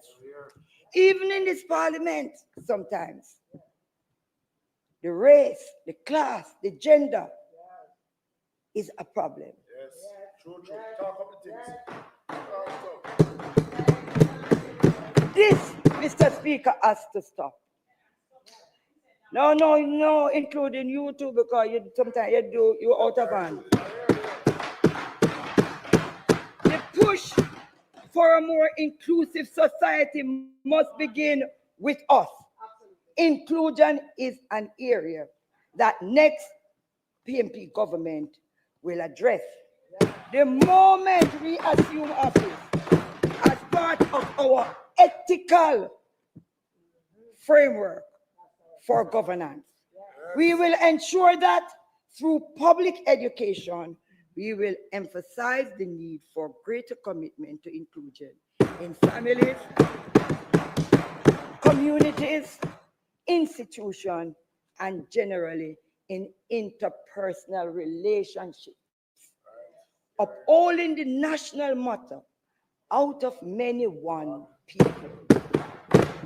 That, Mr. Speaker, is our priority.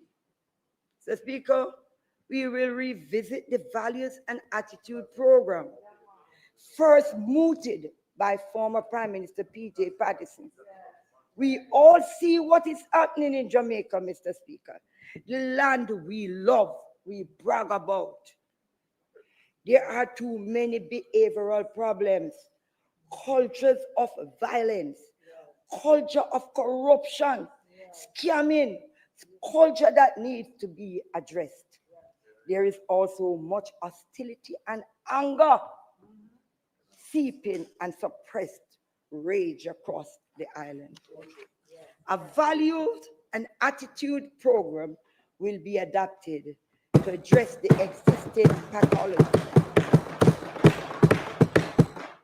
even as it seeks to transform negative behaviors.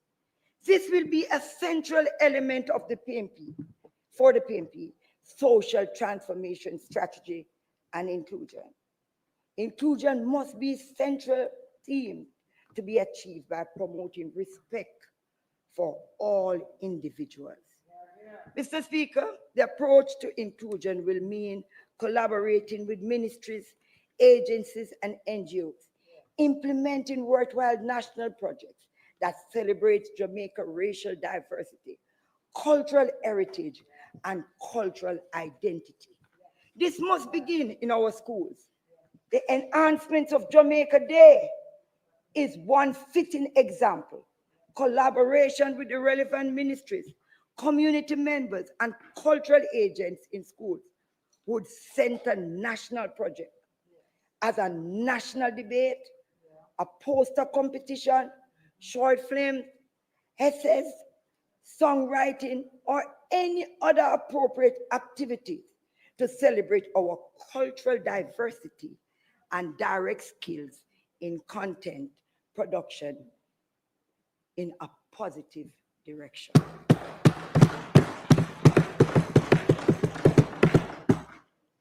We will work with the arts educators and other professionals to develop a curriculum for an annual Art for a Purpose summer school program, aimed at instilling positive values and attitude in children and young adults. The values and attitude program will be implemented through local government, churches, and any other entity using public-private partnerships.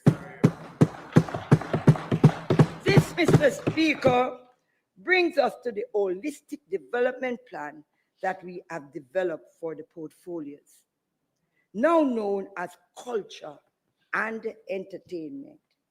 We have a broader vision for these sectors grounded in national development.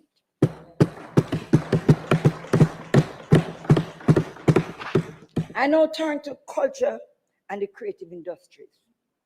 Mr. Speaker, culture is the living, breathing core of who we are as Jamaicans. I am proud to go. Don't care where in the world.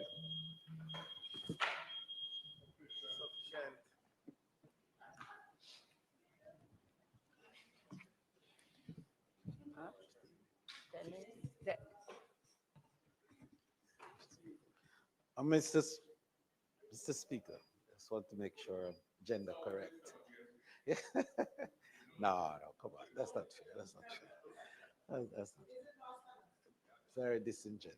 This is not fair. Mr. Speaker, the member's time for speaking having been expired, I beg to move that it be extended by 15 minutes to allow her to complete her presentation. May it please you, Mr. Speaker.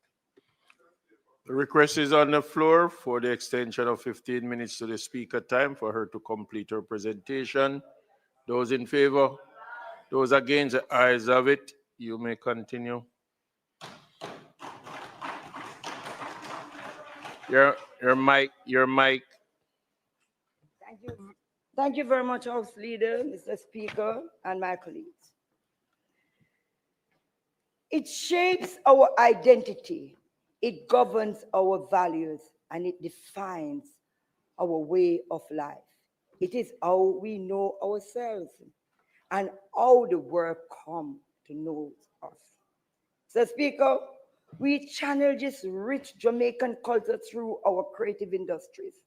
It is our music, our fashion, our food, our language, and stories, and the cultural industry that causes us to be identified.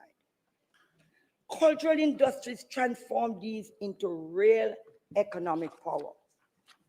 The orange economy, in name and nature, here, culture meets commerce, creating jobs, industries, exports, pride, and global visibility. So when we speak of culture and creative industries, we speak not only of a soul and spirit, but of serious economic strategy. It is a $3 trillion global industry, Mr. Speaker. Entertainment is one of the 20 subsectors of the creative economy. While the world invests in its entertainers and its culture, we continue to underinvest in ours. No matter how they spin it, for 10 years, nothing has been done in terms of this sector. This administration has fallen asleep at the wheel. It has been a decade of policy neglect, sporadic programs and promises and pronouncements and publicity, but no policy. Now, with election looming, they are now scrambling to reverse engineer ideas and dress them up as policy. The great pretense, Mr. Speaker, that what they bring now is, and they call that their own innovation. When the JLP took office in 2016, the groundwork was already laid. The most honorable Portia Simpson Miller established the National Cultural and Creative Industries Commission in 2013. It was a forum for participatory governance designed to harness the sector's power through the NCCIC Creative would be asked to make decisions for their own development. It hasn't been convinced once since 2015. The NCCIC completed a policy framework with a development plan. International organizations providing global best practices also to follow. There were CARICOM endorsed strategies and a regional blueprint mooted by the most honorable PJ Patterson and technical assistance from the international agencies. Other countries acted. Well, what did we do? We did nothing. They sat on the policy for 10 years, implementing unsustainable piecemeal program. These are some of the examples. Career Expo without clear career paths. Unsustainable insurance schemes. Entertainment zone with no infrastructure. And that has destroyed our environment overall. Listen to this one, Mr. Speaker. Listen to this one. Training academies were launched before the curriculum was even written. Publicity in overdrive, but policy in the reverse.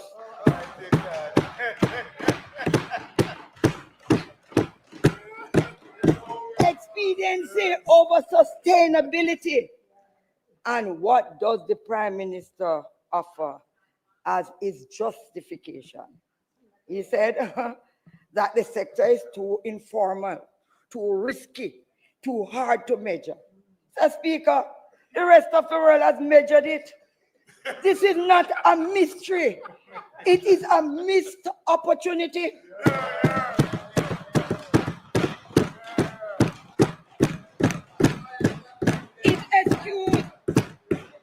Its excuse is the very reason we need a real development plan to bring structure, support, and sustainability to a sector shows why we are the better side. bursting with talent, but underserved by policy. Madam Speaker, the next PMP government will see culture differently. We are going to take culture for what culture works. The people, the artists, and the creatives are central. While they reinvent our wheel, we will put in the political will to turn it. We will see the power of culture in the grassroots. The round robin like what takes place at Windsor Heights, De La Vega City, in the town, Tredegar Park, and even out at Central Village, my minister, and my constituency overall. The Windsor Heights people are dynamic when it comes to these things. We eat the round robins, the fish fries, the local dancing. Minister, you remember I didn't disturb you in your speech? the sound system, and the cultural activity where our people create joy, income, and community. Mr. Speaker, these are celebratory events and economic engine. Nearly 30 billion Jamaican dollars is earned by approximately over 30,000 people. We're not telling you to go out there, go try to do anything now, okay, hear about it for money. Jamaican Island-wide is community-led entertainment with little or no help from the government. That, Madam Speaker, we must call, that is what you call innovation from the ground up.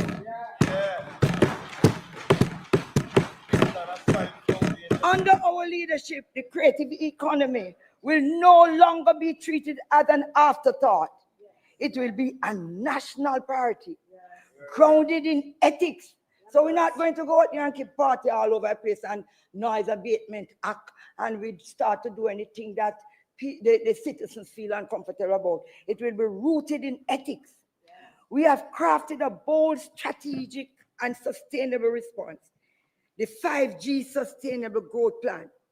For the first time ever, we have placed culture, the creative economy, sports, and the digital at the center of a national growth strategy. Project G, I didn't say Market G, you know, because I don't say Market G yet. Project G is our development plan for Jamaica's culture and creative economy. It packages and focuses on measures of sustainability, not expediencies.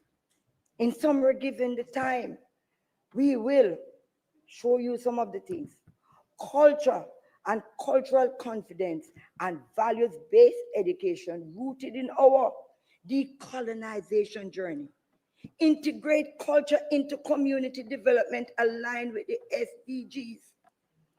Invest $1 billion in the creative business growth and data-driven economic impact. Fix fragmented governance through transparency, inclusion, and accountability. Build a global-ready infrastructure to drive global-ready, you know. We don't say like out a jam world where we see here grass and this thing. To drive export and innovation, and all alligators still out there. Our manifesto will, that is what he called. And this is because it's what big, yeah. Our manifesto, our manifesto will detail the specific projects within each strategy. Heard you were rounding up some vault hunters. And what these topics are all about, and they make sure that they find solution to the problem. Mr. Speaker, all the areas discussed today have faced marginalization and neglect. Our women, youth, persons with disability, and the cultural visionaries deserve better. The next PNP government, though, will put them at the center. Jamaica can't move forward while leaving so many persons behind. Mr. Speaker, it was Nelson Mandela who said, and I quote, "It is in your hands to make a better world for all who live in it." It is time to build a just, equitable society that empowers all, not just a few. Time comes, Mr. Speaker. Time comes.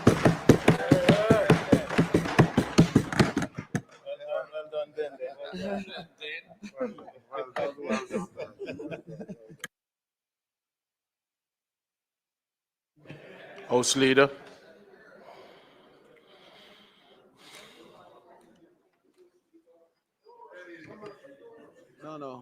need to have it. We have a long agenda. Southwestern. No, I don't know about that. I have work to do. I don't know about you.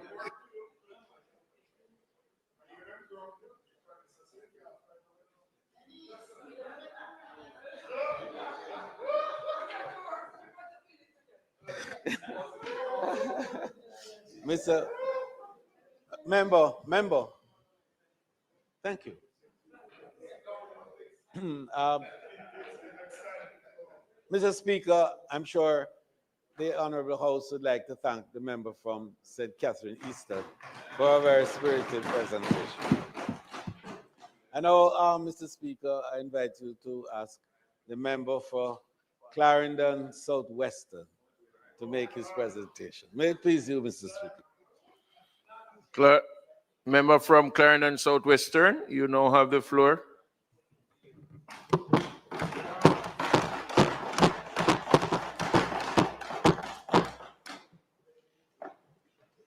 Thank you, Mr. Speaker.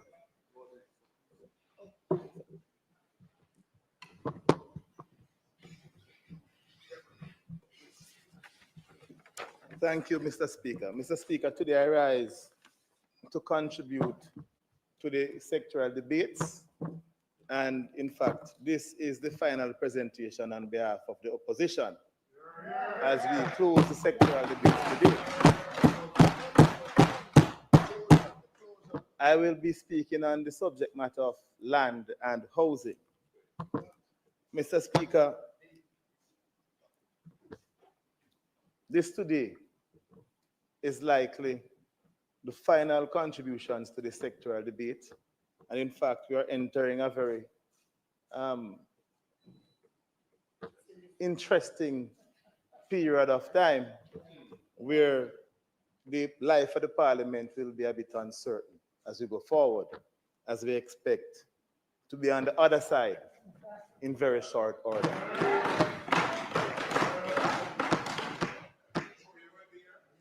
First and foremost,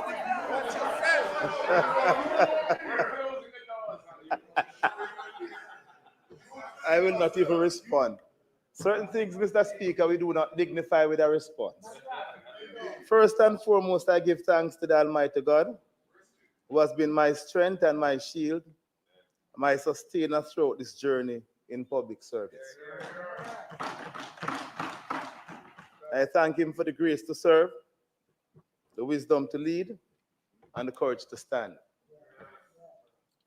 To my family, your love has been my rock through long, difficult nights, difficult decisions, and time away from home. You have never wavered, and for that I am truly grateful.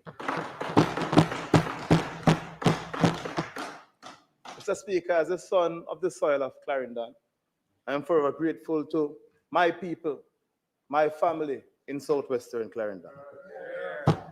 Representing you has been the honor of a lifetime. Walking our streets, sitting at dinner tables. I have been entrusted to be your voice. And there's one thing you have always said to me, is that I speak boldly and I speak unapologetically on behalf of the people of southwestern Clarendon. Mr. Speaker, it is important, it's a very critical point in the presentation. Let me speak, Mr. Speaker, that I must acknowledge my 4 PNP councillors. 4 out of 4, Mr. Speaker. Carlton Bailey from the Milk River Division, Godfrey Knight from the Tollgate Division, Anthony Davis from the Yorktown Division, and Kijana Johnson from the Racecourse Division. A decision that rocked the Jamaica Labour Party to its core when their favorite councillor was beaten at the polls last year.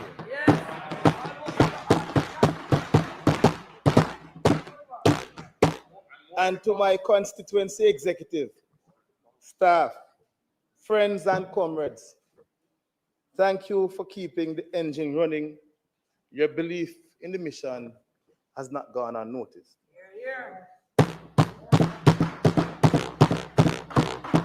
I must also extend sincere thanks to the staff of the Houses of Parliament. Ms. Colleen Lowe, a fellow Clarendonian, and Glenmuir High School past student. You have done an excellent job thus far, and you have held the Glenmuir flagrant flag very high. Continue on that trajectory. To my colleagues from both sides of the House, one of whom is over there that will never return, and the comrades in the People's National Party, your solidarity, your strength, and your unwavering commitment for building a better Jamaica continues to inspire me. And finally, Mr. Speaker, to the leader of opposition, and I say without fear of contradiction, the next Prime Minister of Jamaica, Comrade Leader Mark Jefferson Golding. Thank you, Leader, for entrusting in me this responsibility. Your steady leadership, your clear vision for a more just and equitable Jamaica makes it a privilege to serve under your leadership. Madam Speaker, today I speak on an issue that sits at the center of Jamaica's historical fate. And this is a very important presentation, Madam Speaker. Today I speak on an issue that sits at the center of Jamaica's historical injustice and future prosperity, land ownership. For generations, Mr. Speaker, land has represented more than just acres and boundaries. It has symbolized freedom, it has symbolized stability, and it has symbolized dignity. Yet far too many Jamaicans still live without the security of tenure. The hope of ownership or the ability to pass on anything tangible to their children and the generations to come. It is time, Mr. Speaker, to end the shame of landlessness.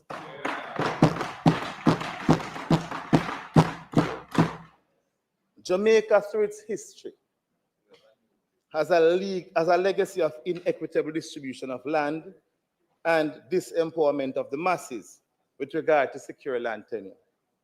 Up until emancipation, the Crown, together with the owners of the estates, plantations, and pens, sometimes we hear mere pen, tinsel pen, we understand that the whole country was separated in pens, and the owners of the pens crafted the Emancipation Act of 1833, which ensured that the newly freed labor force would continue working on the estates, limiting their access to land.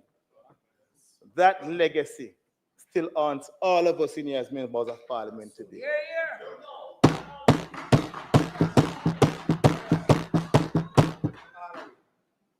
Mr. Speaker, the government is the largest landowner, yet it has failed to utilize the assets for the benefit of the people.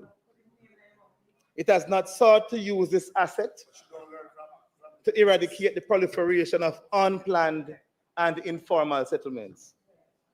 A PNP government,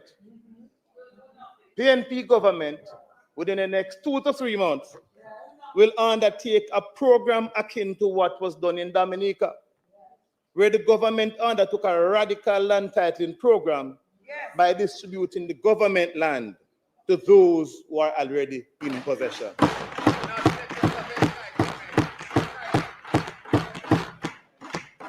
This was done, Mr. Speaker, in some instances by selling the land at a percentage of the market value to those who already occupy them.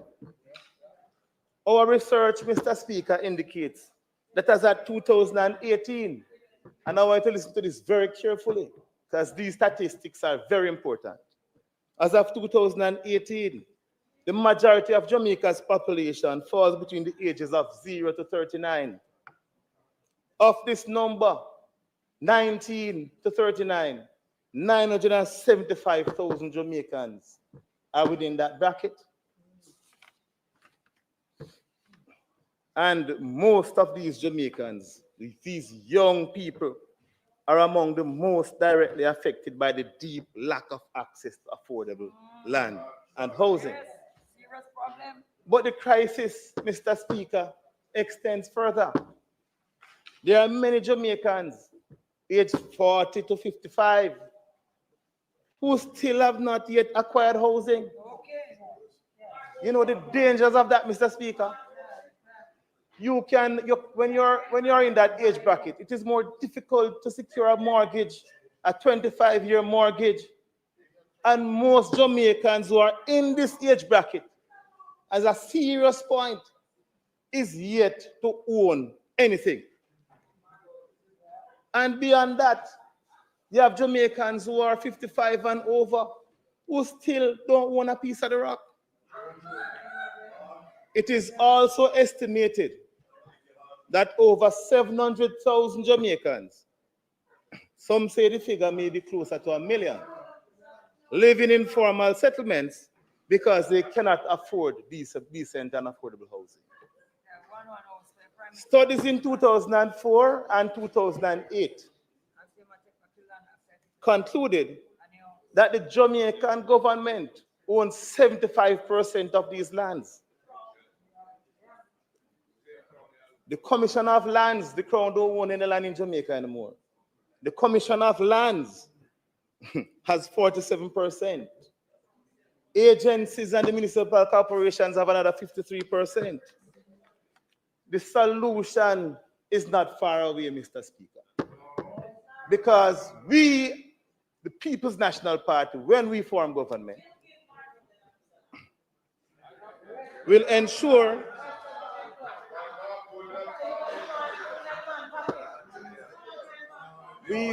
Angie, no, don't do that. Mr. Speaker, we will ensure that the political will to pass ownership to the people is initiated. You soon hear something because we're failing as a minister too. You soon hear. What is needed now is a radical shift, one that removes the stigma of informality and puts power back in the hands of the people. The next People's National Party government has identified land and housing as a priority for national transformation. We begin from the principle that every Jamaican who desires to own a home should be facilitated to do so at all costs. Home ownership in the 21st century must be treated as a right, similar to education and health. The inability of thousands to own a home is rooted in the structural inequalities that govern Jamaican society. One essential step is to accept informality as a legitimate mode of urbanization. We must support and collaborate with those who are parceling land and constructing buildings in informal settlements rather than working against them. I'll get to that soon. This will not be easy. It challenges our sense of order. However, in a society marked by profound structural informality and deep inequality, true social cohesion can only be achieved through dialogue and consultation with a clear framework of legal reform. Such an approach will yield better results rather than a heavy-handed and punitive approach. Order in a democratic society comes from agreed norms, not from a big stick or a bulldozer.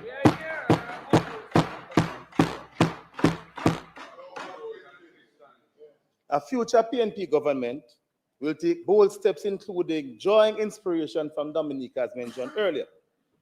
We will revisit the issue of government land and how persons who have been living on it for decades can benefit.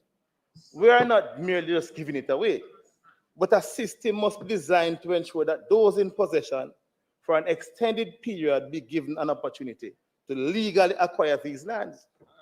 This is how we create an ownership society.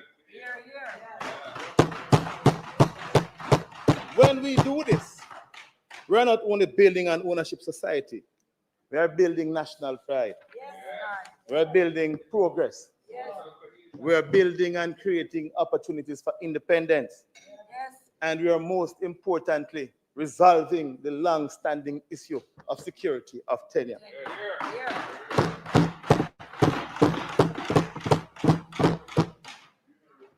Mr. Speaker, regularizing these informal settlements can only contribute positively to society.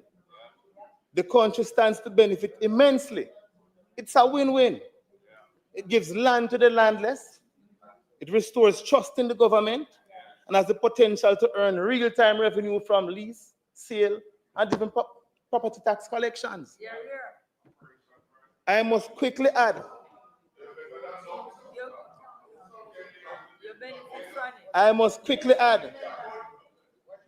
Mr. Speaker, that this approach is not a one-size-fits-all. Each community has its own unique set of circumstances. As said earlier, consultation will be important. In some cases, and we'll concede, and we'll be honest, we may have to relocate due to environmental and other factors which render certain areas uninhabitable. We will revisit how persons living on government land for decades can benefit from ownership, not through giveaways, as I said earlier. This is why we propose that under a future PNP government, the cost of the land will be excluded from the NHT housing crisis.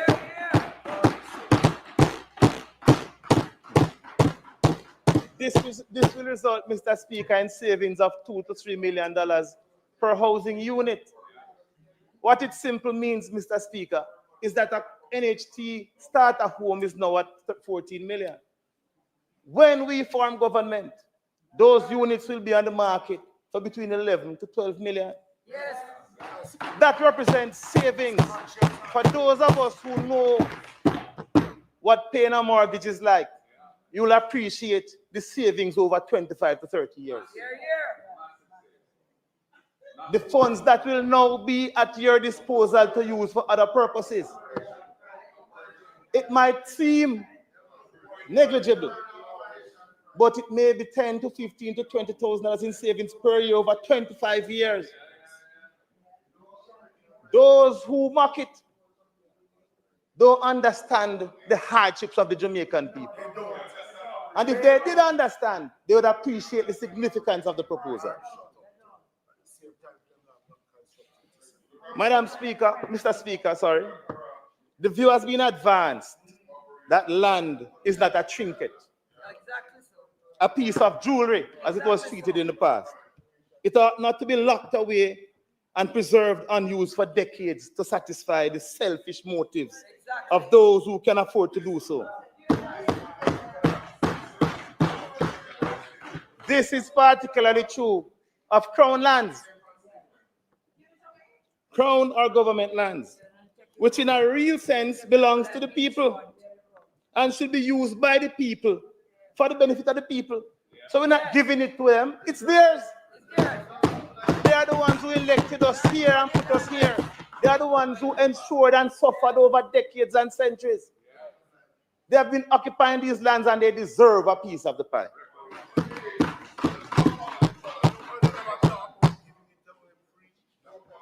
Mr. Speaker, we cannot discuss land ownership without looking at the Registration of Titles Act.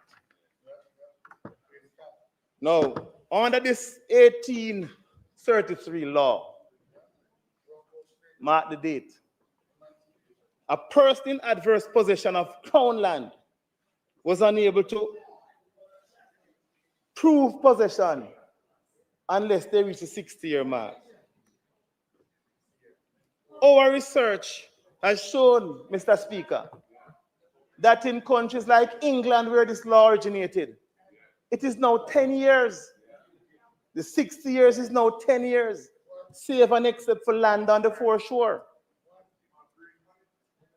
The view of the UK Commission that reviewed the law is that in these modern times, the government has a duty of care to its citizens, to protect crown lands and to ensure their productive use. It is no longer permissible to use the explanation of the large acreage or resource constraints to restrict persons from occupying these lands. Under the next PNP government, we are proposing the reduction of 60 years to 25 years. Save and except for land on the foreshore. We believe this is ample time for the government to ensure that protections are in place. A PNP government will move with alacrity to amend the Registration of Titles Act to provide for a shorter time frame for persons who have been living on government land to claim it. The same rules that apply to the private owner must be commensurate with those that apply to the government. The government of Jamaica is the largest landowner, who can hardly account for what it owns. Yet persons must meet high hurdles to get a title. This is wrong, Mr. Speaker. And we're committing to put an end to this. In fact,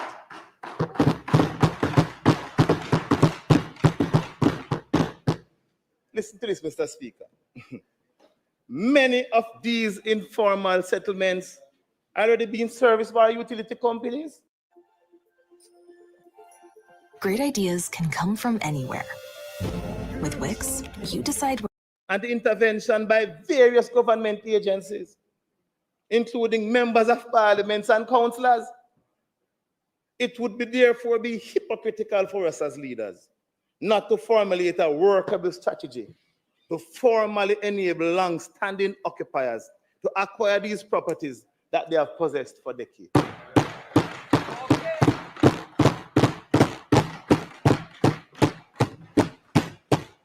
In simple terms, what it means, Mr. Speaker, is that the next PNP government will oversee what could be considered as the single largest transfer of wealth from the state to the people.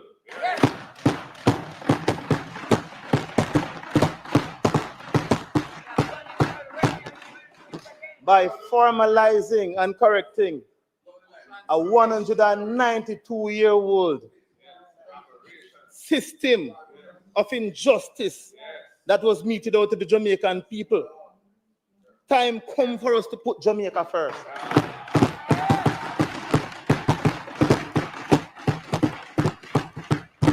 And to ensure that our people achieve true economic independence. And also stability by owning a piece of the rock, hereby commencing the process of creating true generational wealth. Yes, breaking the cycle of poverty. Yes, and that cycle of poverty came from an injustice. Yes, so all we're talking about UK Privy Council applications. We have the powers here as a parliament, as a people, to right some of those colonial wrongs.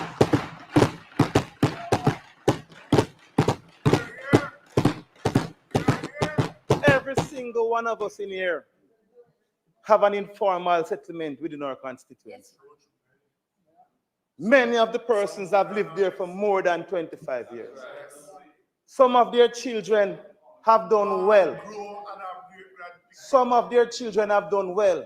They have gone on to be lawyers and doctors.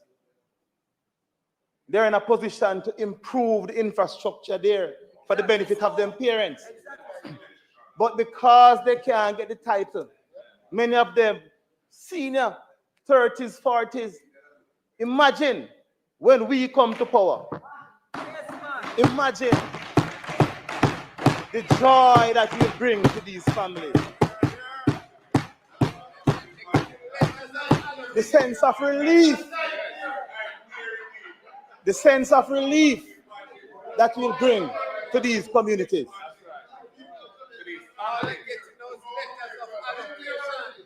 Madam Speaker, Mr. Speaker, let me assure you that there's nothing to lose from us as a parliament enforcing the laws that exist on the books for the benefit of our people. A critical step in land ownership, Mr. Speaker, is a survey diagram. Exactly. But the cost of a survey diagram sometimes is prohibitive. We are committed to working with the Land Surveyors Association to form a public-private partnership to ensure that those Jamaicans that can't afford a survey diagram, we work with them to get them survey diagrams. Mr. Speaker, we came up with LAMP. LAMP was reduced to a desk in the NLA. Non-systematic titling is their approach now. And as far as I'm concerned, when we look at the statistics, people will tell anything they want to say. Numbers don't lie. And there are too many Jamaicans without proper titles. The move to put LAMP at the NLA at a desk was a backward and a retrograde step. It has set back many Jamaicans, and the time comes for us to right that wrong.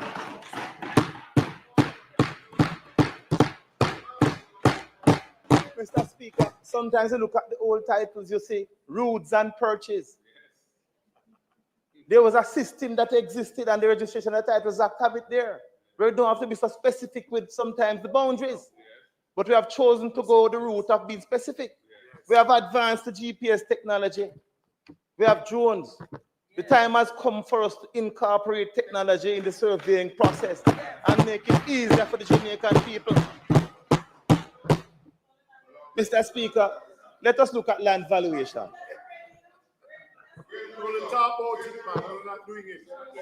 As at 2017, and I want you to listen to this carefully. And I want anybody to stand on a point of order and say this is wrong information. As at 2017, 339,000 parcels of land was on the valuation roll without a title. The total number of untitled properties, if you look at the spread between the parishes, Kingston was 1,241 without a title. St. Andrew 14,000, St. Thomas 20,000, Portland 20,000, St. Mary 26,000, St. Anne 31,000, Trelawney 15,000, St. James 11,000, Anova 11,000, Westmoreland 18,000, St. Elizabeth 40,000. 40,000 properties on the valuation roll without a title. Manchester 35,000, Clarendon 50,000, and if it wasn't for LAMP, Clarendon would have been about 60 or 70,000 because LAMP reduced that significantly, as that was in the pilot areas. Okay. St. Catherine, 111,000. St. Catherine, 111,000 properties on the valuation roll. Properties that persons may say them have them taxes paper. And you go to them, no title, but me have the taxes paper. You have a relative overseas who's paying the taxes and believe that they own the land and fail to give it to the family here to do anything with it. We have to correct that right now. And when the next PNP government forms office, we'll ensure that this issue is resolved by putting all of these 339,000 properties on the register with volume and folio numbers attached, so that these persons can use these properties for the benefit of themselves, their families, and the future generation.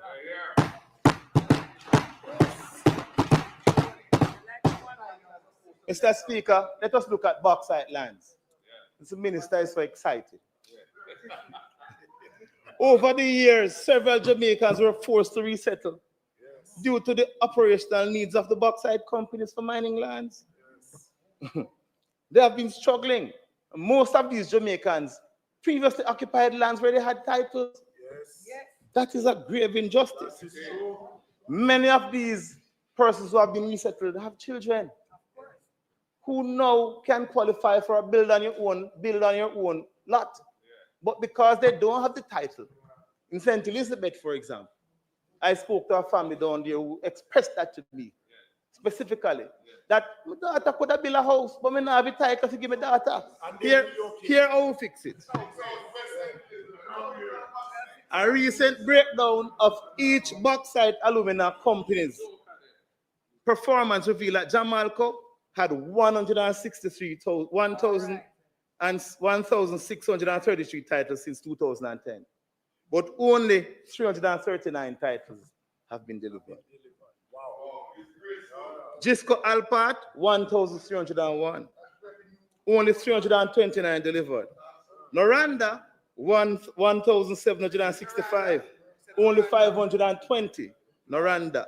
Windalco, 266, only 183 delivered. Over 6,000 families, not just lands, families who have been relocated by these bauxite companies, but they're unable to get title.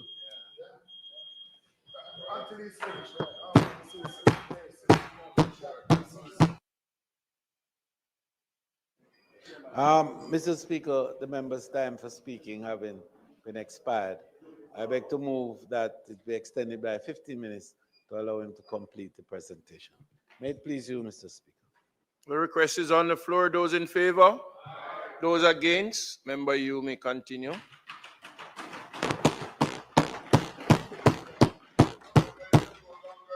Most obliged, House Leader and Mr. Speaker and members.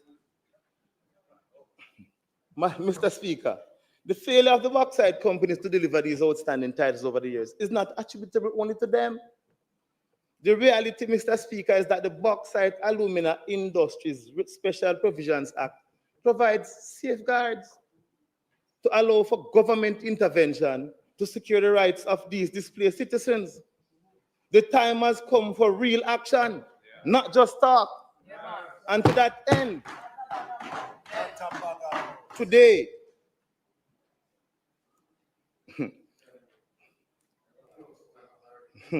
we are pleased to announce that the next People's National Party government will correct this inequality. We will fast track the use of Section 6 of the Act. This section allows the minister to waive requirements. I said fast track. Yes. This section allows the minister, and they can't deny it, to waive the requirements under the Local Improvement Act and the Town and Country Planning Act. The effect of this would allow bauxite mining companies to deliver land titles and implement improvement works without the need for subdivision approval. Furthermore, and I tell you something that they have not done, we will use the amendments to the Administrator General Act championed by the then Minister of Justice, Mark Jefferson Golding, the future Prime Minister of Jamaica, to deal with the bitter issue of generational lands. Mr. Speaker, the use of these two pieces of legislation will allow for us to unlock the mystery of land ownership in bauxite companies, thereby freeing the land and freeing the ownership to the people. Furthermore, the PNP government will fast track again, and they can't deny it, the use of Section 5 of the very same Act. Section Act 5 provides that the Minister of Mining can provide vesting orders. A vesting order is a legal mechanism used to transfer land titles, particularly for those relocated due to bauxite mining operations. Listen to this. Section 5 of that act empowers the minister responsible for mining to declare that any property transferred may be vested in the person affected by the mining activity. And it goes further to say, importantly, that the law provides that this process cannot be hindered by any other administrative or legal barrier. So they say they are using it already, but they're not using it effectively enough. Otherwise, we wouldn't have so many communities. Them Big Crawl, McGill, Chris Palms, and all the communities that have been resettled, who still don't have title. What is the answer for that if the government has the powers to ensure that they have their title? So these 6,000 Jamaican families, I am telling you today that I and myself and the leader, the next prime minister, we have the political will. We will do what is necessary and we'll correct these long-standing issues that need to be resolved, these grave inequities. Mr. Speaker, I'm going to turn to a subject that overlaps with social housing, land tenure. All of us have faced the issue of land tenure with the social housing program. Since the program was launched, the new social housing program was launched in 2018, only 292 houses have been delivered across the island. I'm going to go, don't worry, that's 292 units in a span of nearly 7 years. An average of 40 houses per year. We have 63 constituencies across Jamaica that barely scratches the surface. Approximately 1,800 units based on the 5 recommendations. That is, the each MP must give 5 recommendations. So it's 1,800 units to expect to generate annually. Well, guess what? Based on the amount delivered annually, the performance is a meager 16% delivery rate. You know what makes this equally troubling? And what makes this more troubling? And those MPs who have been here before I came here in 2020 know that we also had a similar program between 2012 and 2017 with food for the poor. And I'm not going to look at a board house because when most of us go to New York, we stay in a board house. 3/4 New York a board house. So I am not going to look down on a man on a board house. But let us examine the performance. Between 2012 and 2017, we built 3,700 houses.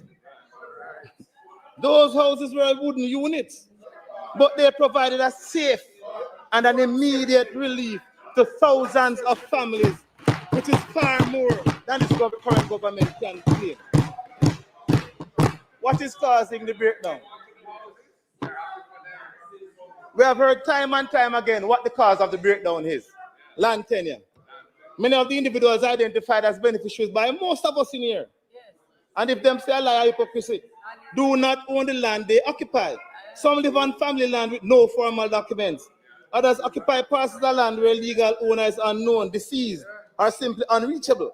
And in some cases, the lands are government owned, but earmarked for other development, leaving applicants in limbo.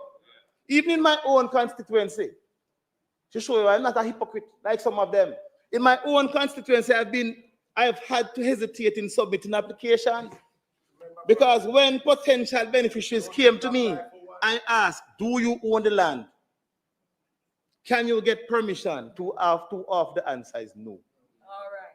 These individuals have been living on the land for generations, but cannot provide the paperwork to do it. The result, their applications are denied, and the opportunity for a better life slips further and further away. Mr. Speaker, if we are serious about addressing housing needs for the most vulnerable, then we must be willing to meet the people where they are. We therefore propose that the government establish a provisional certificate of tenure. This document would confirm and affirm long-standing occupation or informal possession and serve as a basis for eligibility under the social housing program. The simple reform would unblock access for thousands of deserving Jamaicans, those who need housing the most, but are trapped by bureaucracy and the legacy of untitled land. We cannot allow red tape to stand in the way of relief. A house delayed is a life put on hold. Under PNP government, we will move with compassion, clarity, and common sense to ensure that the land tenure issue is resolved once.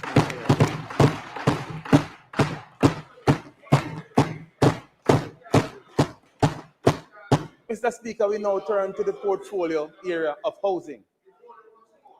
The issue of housing is deeply intertwined with the issue of land. Every Jamaican aspires to own a home, to build their own castle. And for us in the People's National Party, shelter is not a luxury, shelter is a right. That is why over the years we have established policies, programs, institutions designed to deliver affordable housing to the Jamaican people. From as far back as the 1950s, the Right Excellent Norman Manley began the journey with the construction of housing schemes such as Hope Pastures, Mona, Harborview. The visionary Michael Manley gave us the National Housing Trust. He transformed the housing landscape. We have Portmore, we have Mount Edgecombe, we have Bel-Air, we have Melrose Mews, we have Norwich Heights. And we cannot forget Portia Lucretia Simpson Miller, who lifted the sugar workers from the barracks, provided decent and affordable housing for the sugar workers. We don't bulldoze people's houses, Mr. Speaker. We don't leave them in the elements. And guess what? We don't sell public land above market value. We certainly will not use the NHT to provide houses priced at $28, $29, and $38 million. We build affordable homes, homes that empower, transform lives, and transformational approach will continue under the People's National Party government led by Mark Jefferson Golding in very short order.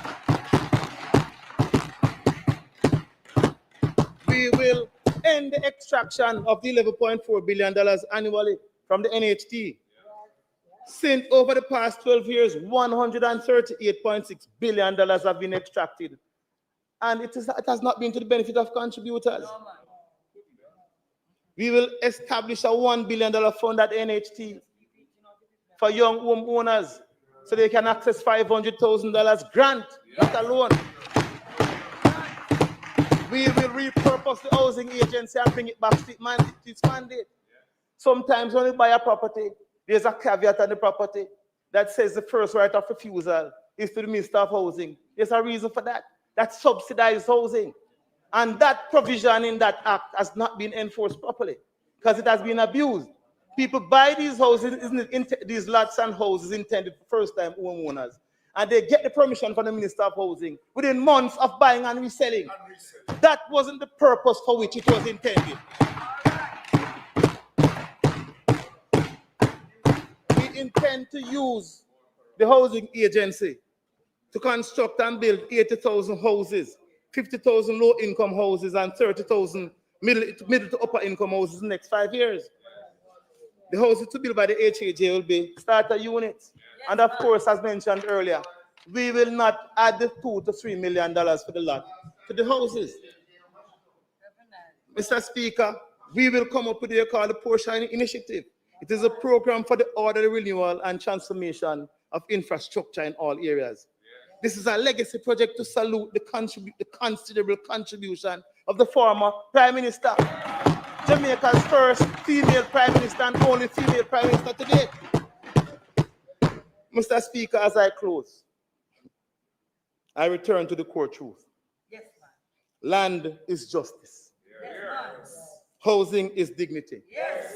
Together, they are nation building. Yes. Whether for environmental protection, infrastructure, agriculture, or shelter, land is what holds us all together.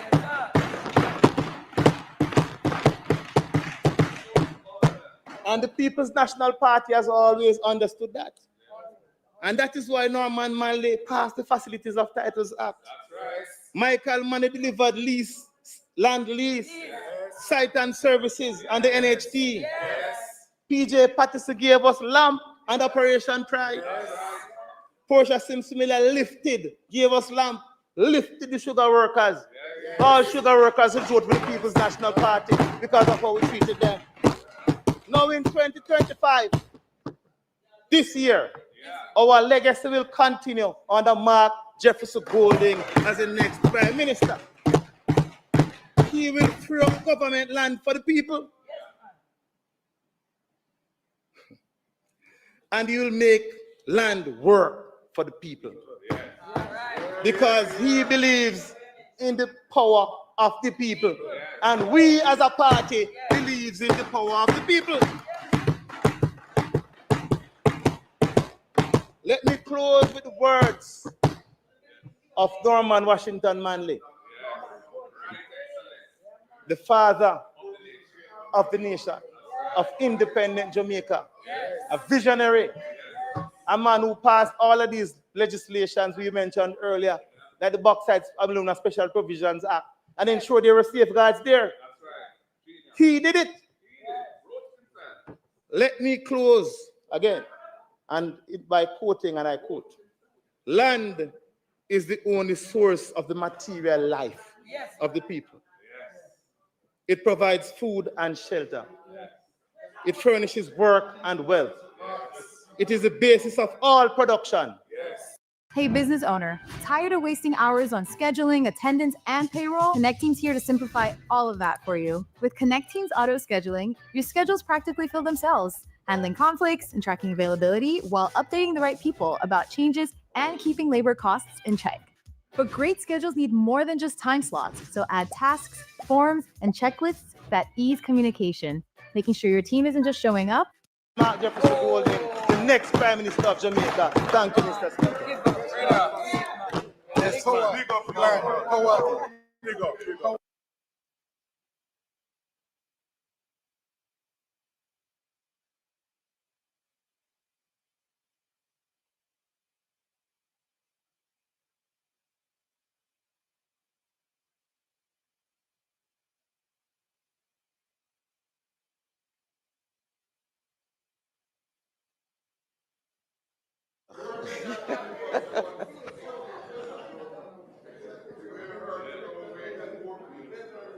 Mr. Speaker, we've come to the penultimate presentation in this year's sectoral debate, and we really want to thank the member from Clarendon Southwest for his very spirited presentation. Well, locked a little bit in history and reminiscing on the past a bit. A little bit of fantasy, but one we understand. But Mr. Speaker, the closing presentation for this year's sectoral debate will now be made by the Deputy Prime Minister and Minister of National Security, Dr. the Honorable Horace Strand.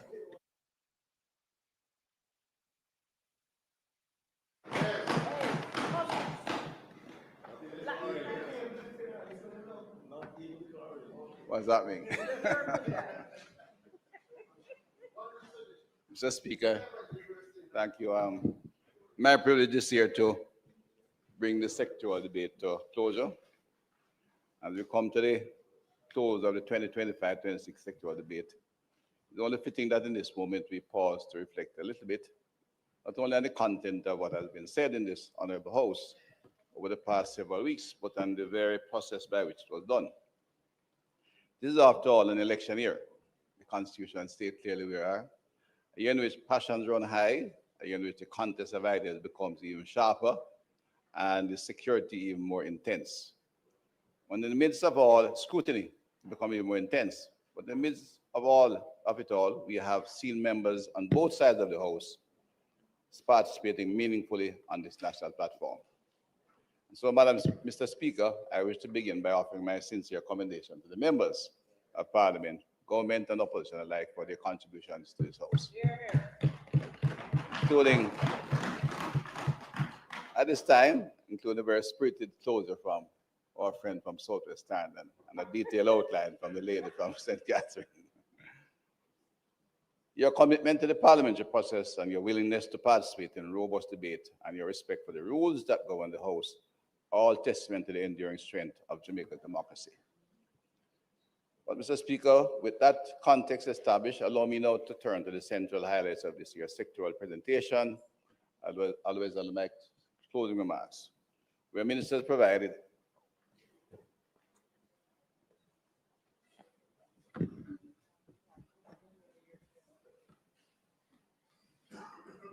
With that context established, allow me now to turn to the central highlights of this year's presentation, where the ministers provide updates on our progress, outline bold new initiatives, and reaffirm the government's commitment to advancing the national interest.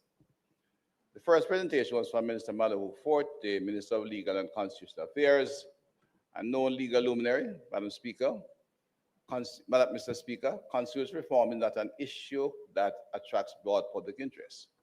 It is, however, critical to safeguarding our sovereignty and ensuring that our governance mechanisms remain relevant as we evolve as a nation.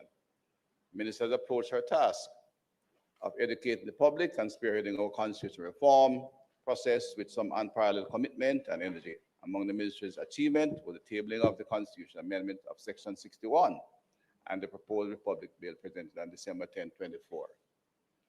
Minister Samuda, member from a part of St. Anne, has demonstrated an unwavering dedication to the improvement of our environment. He has been instrumental in advancing Jamaica's bold ban on single-use plastics, guiding it from policy to full implementation, even when he was not a member of the executive. He has led the modernization of the environmental laws, including those related to biosafety, emissions, climate change, watersheds, forests, hazardous waste, and the environmental management system, and saw to the conclusion of the drawing of the cockpit country demarcated area.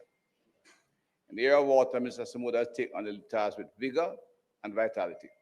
It's like a duck to water, overseeing billions in infrastructure investment to expand access, reduce drought losses, and strengthen drought resilience across the island. He has done an outstanding work in this area. Yeah. Mr. Morgan, coming from a different area, very varied background, far from infrastructure, has taken on a demanding portfolio of works and with focus and determination. He has discharged his duties with resolve, meeting challenges ahead despite the many issues shown his way. He has shown remarkable resilience and continues to lead the charge in delivering highways to from multi-billion highways to $2 billion road patching in communities and everything in between. Honorable Darrell Vaz, of course, has applied his energy and can-do ability to the areas of utility and energy. He continues to play a critical role in holding our utility companies accountable and ensuring they meet their commitments to the Jamaican people.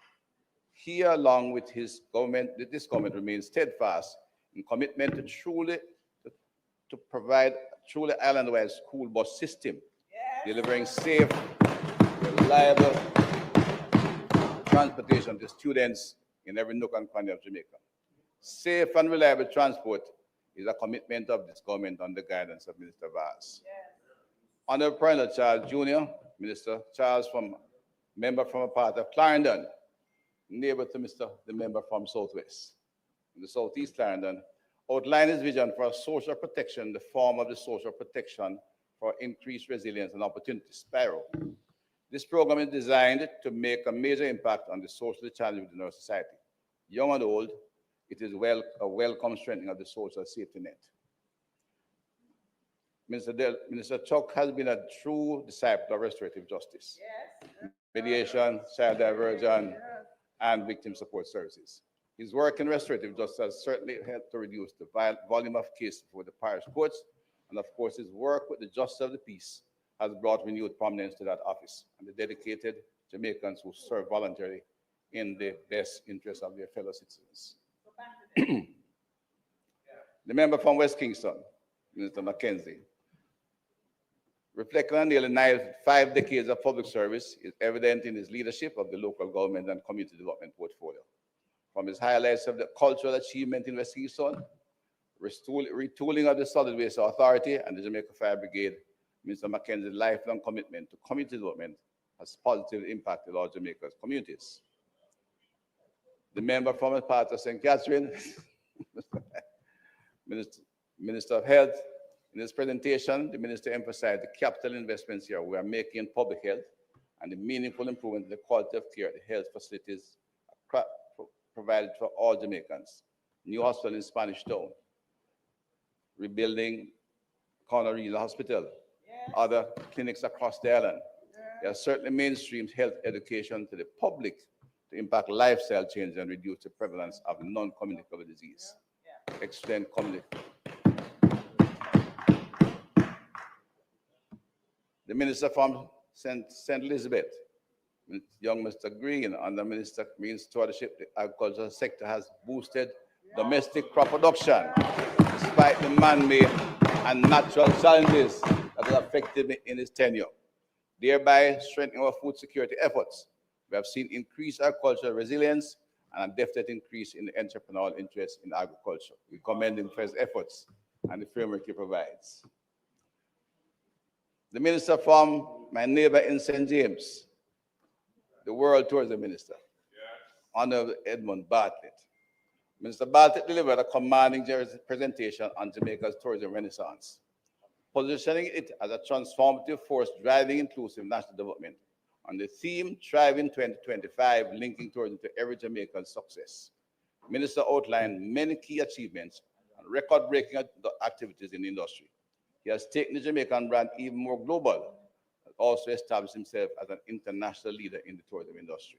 We commend him for his effort and appreciate the work he has done in establishing the tourism industry in Jamaica, especially after the challenge of COVID-19. Mr. Speaker, my short Qatar airspace is locked off. My quick review of work being done by the ministers across the different sectors, an invitation for Jamaicans to assess the stewardship of our leaders. They can now weigh the talk against the walk. And we confidently welcome that review because their record is clear. We have not only governed, we have led. We have not only responded to the crisis, we have planned for the future. In the face of global uncertainty, we have maintained a steady hand. Two fundamental challenges have long affected Jamaica and have stood in the way as obstacles to Jamaica's growth and prosperity.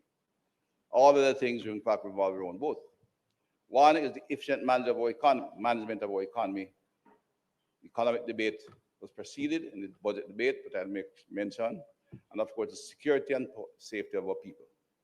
On both fronts, this government has acted with purpose and precision and with success. Despite, we will complete it in the third term.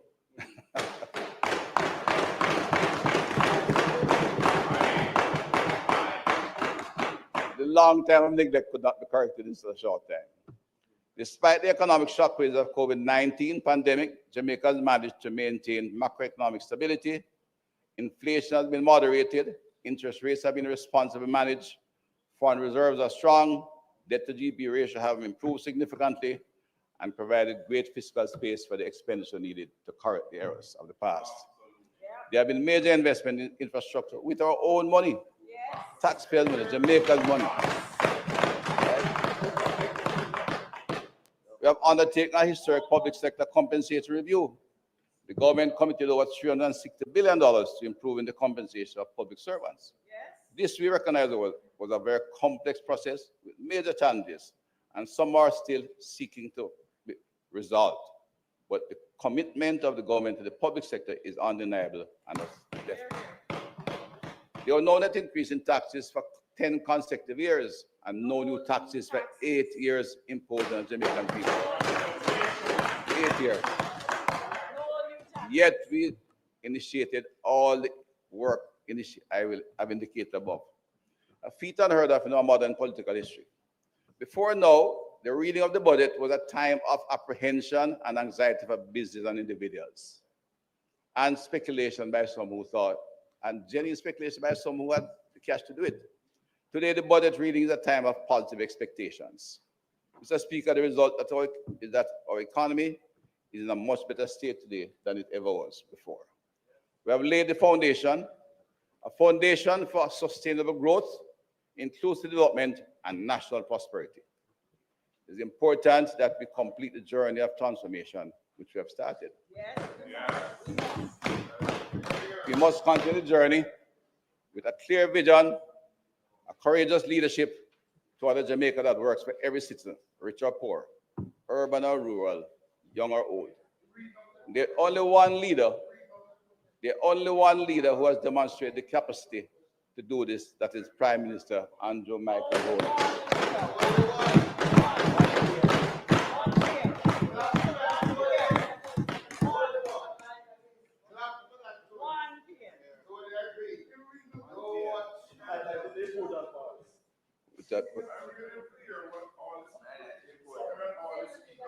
I finished that.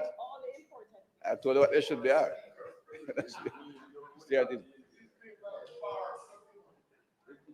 But Mr. Speaker, I now make some closing remarks on my own responsibility. When I make a comment that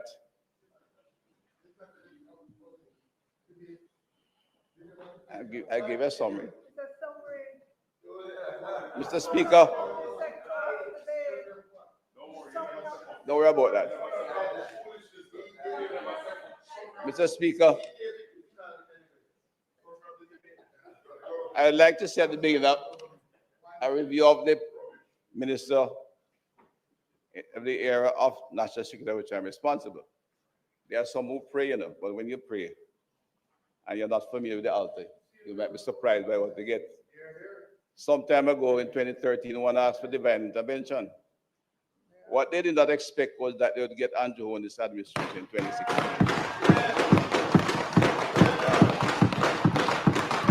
Because, I mean,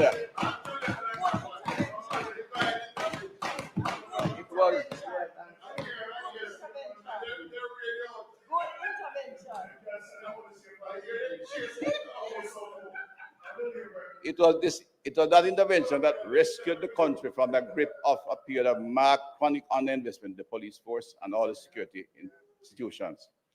In a term in which, in many respects, capacity and the capabilities, Mr. Speaker, the capacity and capabilities of the organized criminal elements had outpaced those of our law enforcement agencies.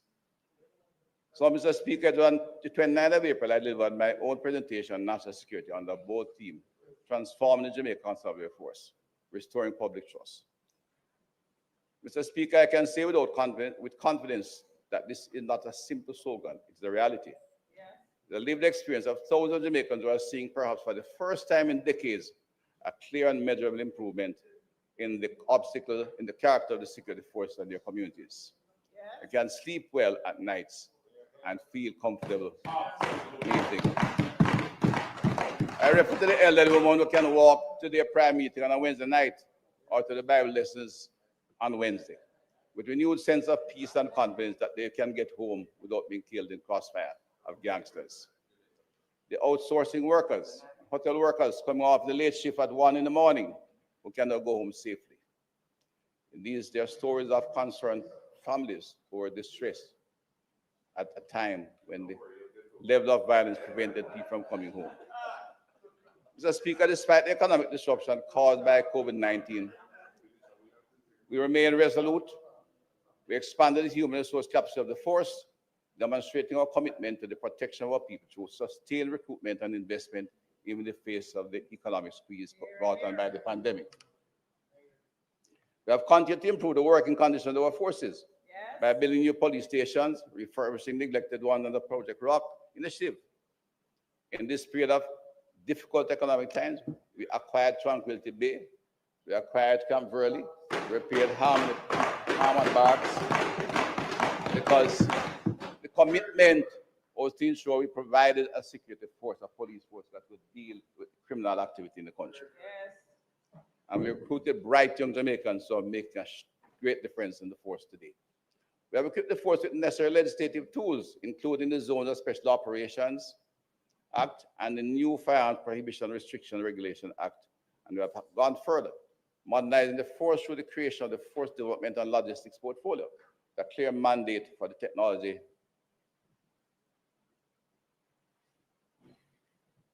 Oh. Is that right? The audience here. No, man, it's way low.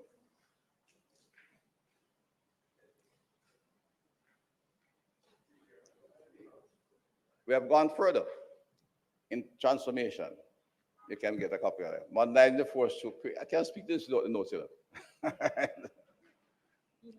Show the creation of the fourth and logistics portfolios and new portfolio in the ministry and the institution of JDF. But in that year, they have a clear mandate for technology development across the organization, in addition to property management and logistics support. Other amendments came to several other pieces of legislation, giving the police the required legislative tools to take action against the gangsters and the killers in our society. The presentation of the timely opportunity to present not only the results of our policy and program, but to provide the Jamaican people a transparent account of our stewardship, our direction, our determination to create a nation that is safer, stronger, and more secure. So, Speaker, we are witnessing a turning point in our country. There's a historic shift in crime and violence. For the first time in over 2.5 decades, the data tells a story of unprecedented gains in the parameters of public safety and security. The records reflect, and while these have been sent the budget, they deserve repeating. The lowest monthly murder count in 25 years with 45 murders recorded in April. The current quarter of April to June, with just under a week to go, is on track to record the lowest quarterly murder figure since structured disaggregated data began to be collected by the JCF, Jamaica Conservative Force, approximately 25 years ago, beating the previous record of 188 murders recorded in the first quarter of the year. Based on current projections, Jamaica is expected to close this year with a murder rate of approximately 24 per 100,000 inhabitants. This would represent the lowest rate since 1991. To put this in perspective, it means that more than half of the population, persons 34 years older and younger, are now living in an era that is safer than any other time in their entire lifetime. But, Mr. Speaker, and I recognize, I think, members of the Police Federation in the audience, in the gallery, that the large number, almost half the force, who have been recruited in recent years would be in this category. Yes. Bright young Jamaicans coming on board, but they are committed to a safer Jamaica, and they are working hard as they adapt to the training provided by the leadership, deploying them across Jamaica. But they are growing in areas where, like in my own constituency, they used to have a problem doing homework because there are gunshots all night in the community. Young students had to depart from where they were living to go to another home where they could study in order to succeed. Several students had to provide the resources for them to relocate at times of exam. That is the reality they lived. Today, they are part of an institution and member of the Jamaica Conservative Force, restoring peace and good order in many of these communities. The rank and file member of the force, represented by the Police Federation, deserves highest commendation for their commitment and their work. Since the start of the year, up to June 21, 2025, a total of 738 firearms were seized, marking an 81% increase over the corresponding period in 2024. In addition, 39,776 rounds of ammunition have been recovered so far this year, which is about 7 times the number recovered for the similar period in 2024. This particular figure, Mr. Speaker, is most relevant. What it represents is an increasing level of trust by the community in the police. Why I say that, Mr. Speaker, is that what I now look at, instead of large numbers of homicides all over, is that every morning I can see significant number of firearms recovered by targeted operation. No one arrested and no reward requested, because the individuals are informing the police. Many of them young officers who they know from the community or from neighboring community, but they recognize and trust and provide them with the information to find the firearms that are killing Jamaicans. The trust in our police force is definitely on the rise because of the professionalism they are displaying. Mr. Speaker, murders are down, major crimes are down, gang activities are on the decline, and illegal firearms are being seized at record levels. These are not abstract statistics. These are lives saved, communities stabilized, families preserved. I understand in some communities no longer wants the title of Don. This is no coincidence. It's the result of deliberate planning. strategic investment, great leadership, evidence that Plan Secure Jamaica is working and will continue to work. We are, Madam Speaker, living in a moment of transformation. A transformation forward not just by policies and programs of this Andrew Holness-led government, but by a deep resolve to say enough is enough. Enough of our people living in fear, enough of disorder in our public spaces, and enough of the narrative that I'm here to save you, like you're here to save me. It's gonna be a bright, bright, sunshiny day.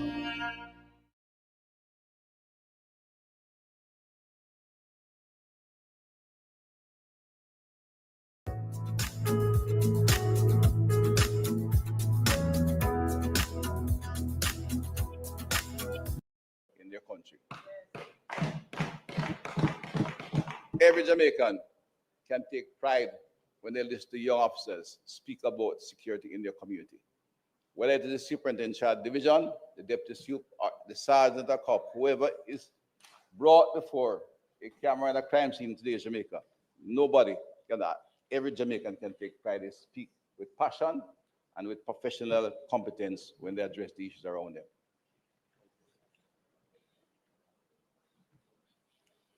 In addition, we are investing in our police officers, recruiting and training more of them, bring the numbers to an establishment level, protecting them, respecting them, and calling on them to deliver quality, professional and accountable service to the Jamaican people. And they have delivered, Mr. Speaker. The officers of today, the rank and file, the leadership, the young officers in mid-level management have all worked together, a team in the Jamaica Constable Force, a force for good that we can be proud of. All their leadership, their federation today retains their concern about their welfare, and we continue to work with them to ensure not only that they have the professional training, but the welfare of the officers are taken care of, and that the combined effect of this kind of policy, led by this government, is to ensure that officers feel good about their profession. We can see the high morale of the force out there. They dress different, they look different, they operate different, the operation as one. It was not so long ago that the time when the rest of the Caribbean didn't want to talk to Jamaica about policing, you know. They didn't want to hear about Jamaican security. Today, they all want to refer to Jamaica. They want to be trained by our police officers. They want to have access to our work and deployment and strategies. Are willing to work with our Caribbean brothers to mitigate their problems and to prevent them getting where we went to. But perhaps the greatest achievement of all is that we have begun to restore trust and confidence in our police, office. My apologies.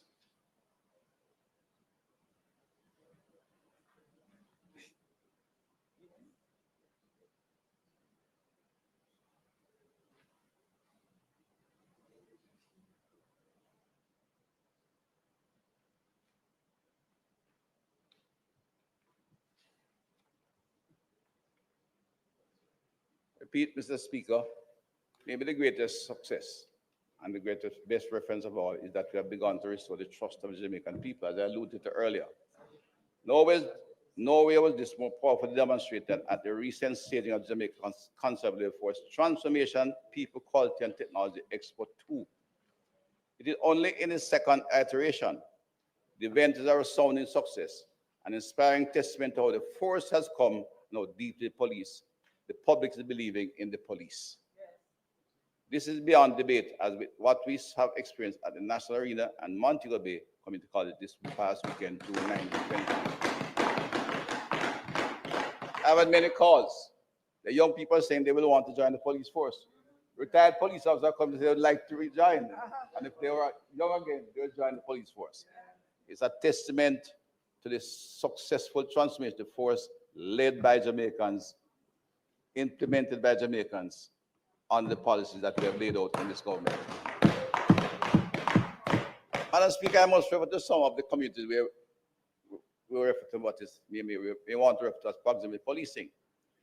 In communities like Norwood, Mount Salem, and Parade Gardens, residents are not merely surviving. Residents are not merely surviving. They are beginning to thrive. The zones of special operation where these communities fall, there are 7 of them, these are 3 I've named. They have brought new hope. They have brought in development in many areas as we proceed to the build phase. They have brought partnership between the citizens and the state. The social intervention committee, the dynamic committee of citizens, police, and others who work together in these communities to ensure that there is a development program that is built by both proper planning as well as working with the citizens in their place. We only have 7 communities, Mr. Speaker, but we'll be expanding and scaling this up because we have now proven the route to success. We have tried many things before, but for the first time, we have a program that is working to reach the citizens in their homes with deep social intervention, get success, and restore hope to our people. It will not need this level of security in all cases. You have had experience in South Spring, Mr. Speaker, where the build phase literally went straight into the whole and build phase was initiated without the security clear and build. The Jamaica Constabulary Force, we are seeing in the Jamaica Constabulary Force, we are seeing the emergence of a new policing culture, one that is data-driven, citizen-focused, and led by men and women of integrity. This force is no longer the relic of a bygone era. It has become a model of modern Caribbean law enforcement to which many can look to as example. Madam Speaker, our achievements are not only statistical, they are cultural and institutional. We have reshaped the Jamaica Constabulary Force into a more resilient, professional, and citizen-focused institution. Mr. Speaker, I'd speak briefly again on the zones of special operation, where the atmosphere has changed so dramatically. You're aware of it, I said, in South Spring here, but more dramatic in Norwood. Many would have had stories from Norwood of all kinds. I can assure you, of course, my constituency and some of the brightest people I know come out of Norwood. But I said we have had students who have had to move from one house to the other in order to let them study in time of exam. But it's an year where, again, we see norms returning. I referred earlier to the Wednesday night prayer meeting in the churches. Night football by youngsters in the square, futsal, has become a primary entertainment activity. They play football all night. But they start at 10 at night and finish at 6 in the morning when it's not disturbing the church. And the reality for some families in the hotel industry, in the outsourcing industry, young women go to work and they'll have the late, they come off at 1 in the morning at the early morning shift, as the next shift comes on. Those traveling at those hours all had a risk. They were afraid to move. Those going to work, they know how to, had to move out early from home and stop somewhere. Those coming home had challenges to go home. In fact, one father, the loving father's youngest daughter, indeed the father, I must tell my friend that I said, is a supervisor for that side. And he came to me, and this is not something I'm contriving, right in near Home Hill in Norwood. And he said to me, Minister, I want to thank you. I want to thank you for what you're doing. I couldn't sleep. My blood pressure was rising because at night I had to stay awake until my daughter came if she could get home. Sometimes she stayed.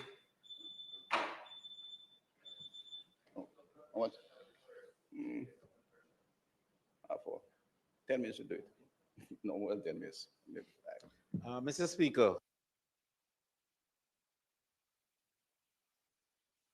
Mike.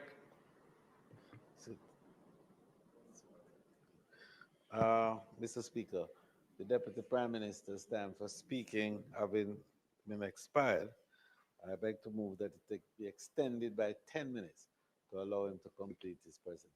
May it please you, Mr. Speaker. The request is on the floor for the extension of 10 minutes to the Speaker's time for him to complete his presentation. Those in favor? Those against, ayes have it. If you turn your mic on, you may now continue. Thank you, colleagues. So,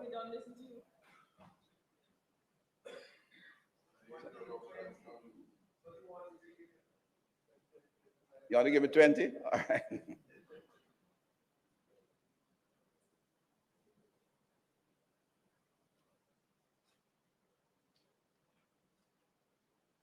Our achievements, Madam Speaker, are not merely statistical data. We have reshaped the concept for into a more resilient, professional, and citizen-focused organization. Reduce fear of crime among residents in hotspot areas. Improve response time due to fleet modernization and effective communication. Increase and expanded police presence, proximity policing, because we have increased in numbers of our police officers. Continued digitization of law enforcement apparatus, including digital ticketing, electronic station records, and case management systems, will drive the efficiency of the force and increase the interaction between police and citizens. They are better trained, better equipped, and more confident than ever before. They're not just seen as law enforcement officers, they are seen as professional community builders. This government has given the required financial policy and moral support. Madam Speaker, what we are doing is nothing short of rebuilding the pillars of the nations. The government has understood that national security is not just a crime about crime. It's about the rule of law, economic opportunity, and about social justice. Let the record show that this government has been relentless and resolute and responsible. We have not merely responded to the symptoms of crime and violence. We have addressed the root causes. We have legislated with foresight and vision. We have invested with purpose and governed with compassion. Mr. Speaker, it must be emphasized, this is not the finish line. This is the foundation. We are building a new Jamaica for our children and future Jamaican citizens. We are building communities where young people do not see a gang as their family. We are building institutions that reflect, extend, and inspire trust. The Jamaica Conservative Force. We are building a Jamaica that can attract investment, and not despite of our crime levels, but because of the peace we experience as a country. Mr. Speaker, we are building a Jamaica where public safety is not a privilege for a few, but a guarantee for all. As I close this year's sectoral debate, I wish to thank the Prime Minister, Dr. the Most Honorable Andrew Honis, whose vision of a strong, safe, and prosperous Jamaica continues to guide our every step. His leadership remains the compass by which we steer the ship called Jamaica. To the men and women of the Jamaican Conservative Force, the Jamaica Defense Force, and the wider security apparatus, your dedication to the heartbeat of our progress. The successful investment of close to $90 billion by taxpayer dollars is dependent on the strong, efficient Ministry of National Security team, led by a committed permanent secretary and chief technical directors, leaders of the public sector, as a central part of this progress of change and transformation. To the people of Jamaica, your resilience, your cooperation, your demand for better have made this transformation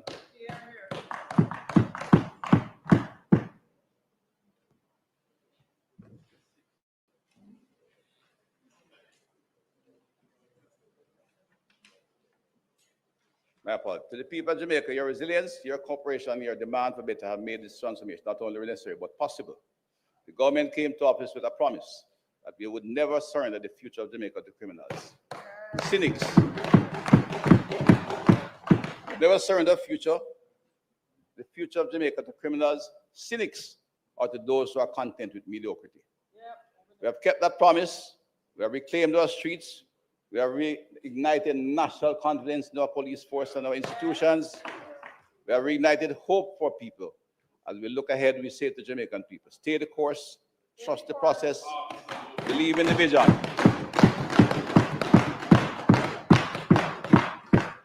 Safety is not a dream, it is a right. Under this government, it is becoming a reality. Mr. Speaker, I wish to reaffirm the government's unwavering commitment to transforming Jamaica into a place of peace, order, and opportunity. To every Jamaican listening this afternoon, here and in the diaspora, you have a single decision to make in a very short time. The question is very simple. Who do you trust to keep you safe?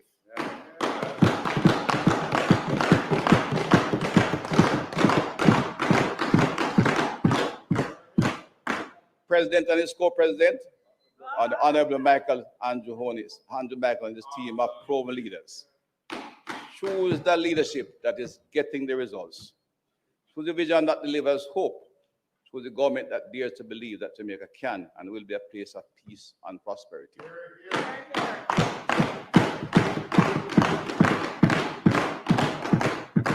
choose Jamaica, choose progress. Choose Prime Minister Andrew Macaronis.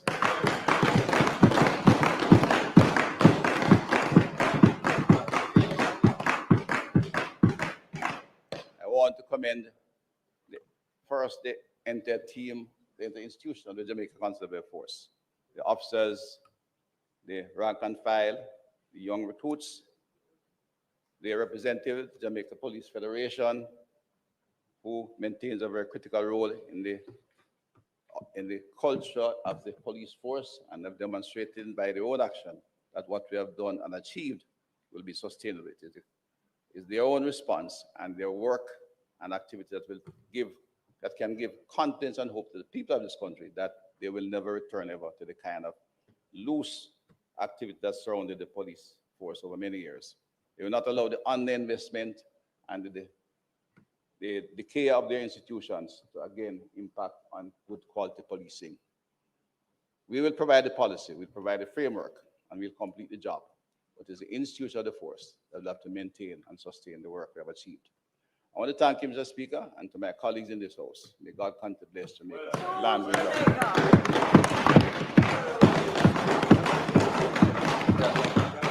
I know.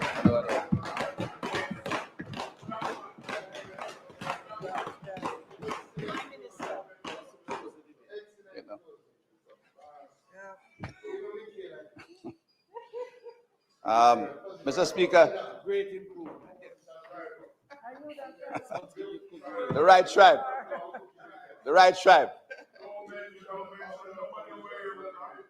We gave all the commendation. Mr. Speaker, I now ask that the motion moved on the 29th of April 2025 with respect to the plans and programs being pursued by the government in respect of ministries which are not included in the date on the appropriations bill be approved. The question is that the motion be approved. Those in favor? Aye. Those against? The motion has been approved. House Leader.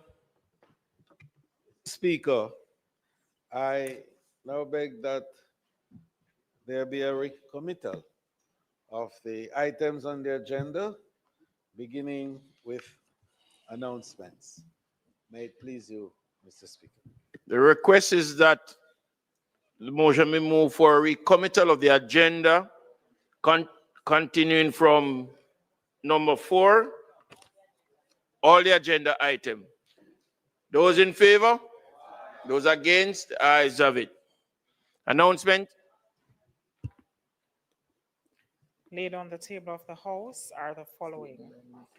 Report of the Regulations Committee of the House of Representatives on its deliberations on the Segregated Accounts, Companies Forms Regulations 2025.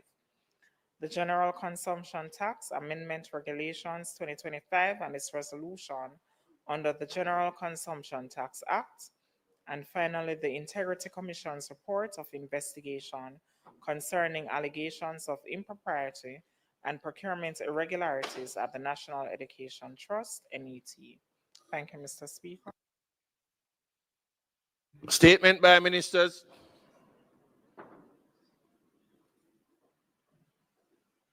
Bills brought from the Senate. Petitions.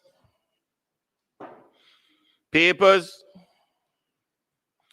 Reports from committees. Thank you very much, Mr. Speaker. Mr. Speaker, I beg to lay on the table of the House a copy of the report of the Regulations Committee of the House of Representatives and its deliberation on the Segregated Accounts Companies Form Regulation 2025.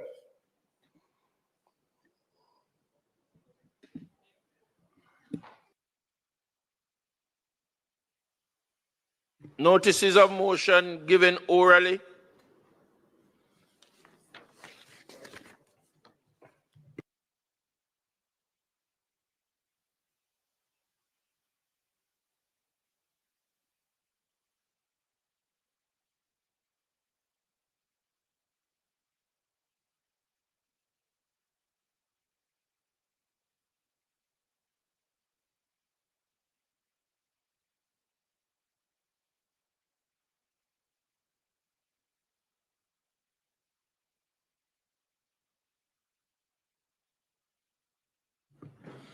Question and answers to question. Thank you, Mr. Speaker.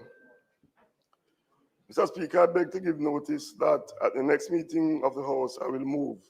Be it resolved that the reports of the Regulations Committee of the House of Representatives and its deliberations on the segregated accounts companies farm regulations 2025, which was laid on the table of House on the 24th day of June 2025, be adopted. Mr. Speaker, I further beg to give notice that at a later stage today, I will move for the suspension of the standing orders to enable me to take this motion.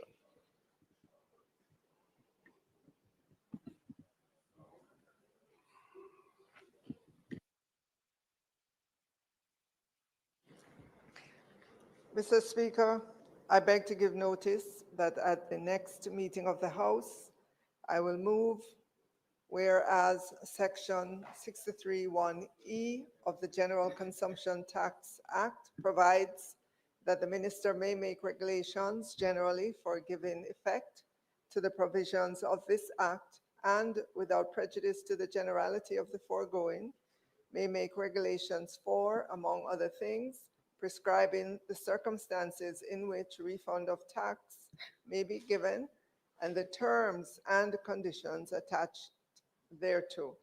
And whereas by virtue of Section 63A, any regulations made under paragraph E of subsection 1 shall be subject to affirmative resolution. Now therefore be it resolved by this honorable House as follows. This resolution may be cited as the General Consumption Tax Amendment Regulations 2025 Resolution. The General Consumption Tax Amendment Regulations 2025, which were laid on the table of the House on the 24th day of June 2025, are hereby affirmed. Mr. Speaker, I further beg to give notice that at a later stage today, I will move for the suspension of the standing orders to enable me to take the motion, notice of which was given.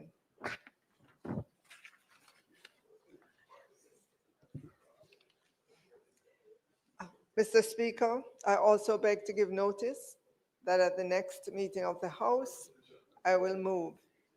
Whereas by virtue of Section 61 of the Public Procurement Act, herein referred to as the Act, the minister may make such regulations. Which one? Notice of motion.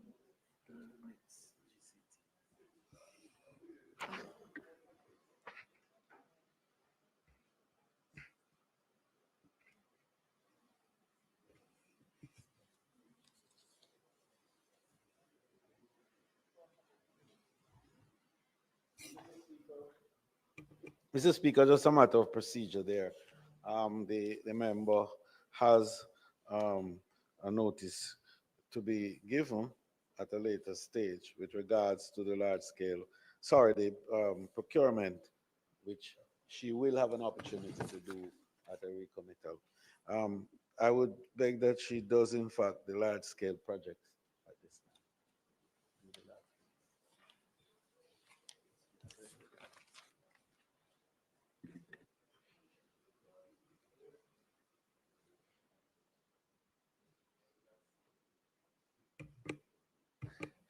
Mr. Speaker, another matter of procedure, the guidance from the technical team is that the member will in fact do these two notices after a recommittal with regards to notices of motions given for. Hey, what was the name of that learning app again? IXL. It gives each kid the exact support they need. Are we talking about IXL? My kids.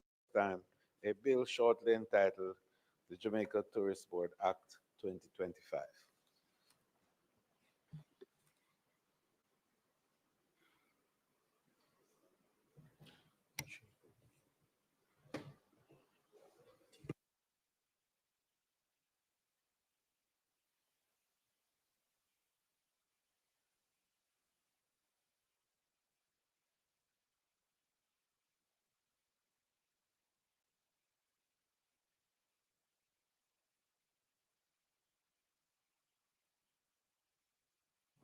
Question and answers to questions.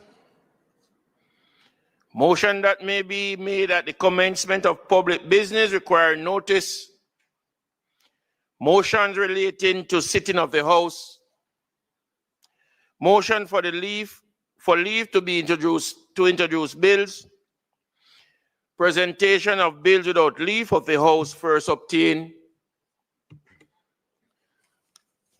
Mr. Speaker, I now move for the suspension of the standing orders to enable me to introduce and have read a first time a bill shortly entitled the Jamaica Tourist Board Act 2025.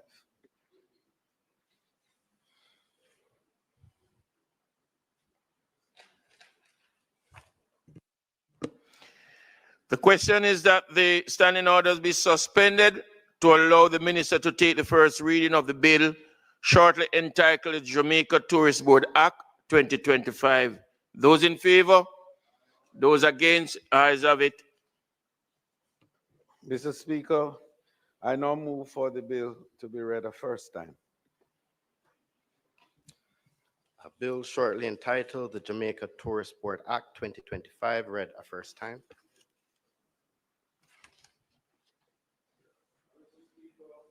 I beg to give notice of the second reading of the bill.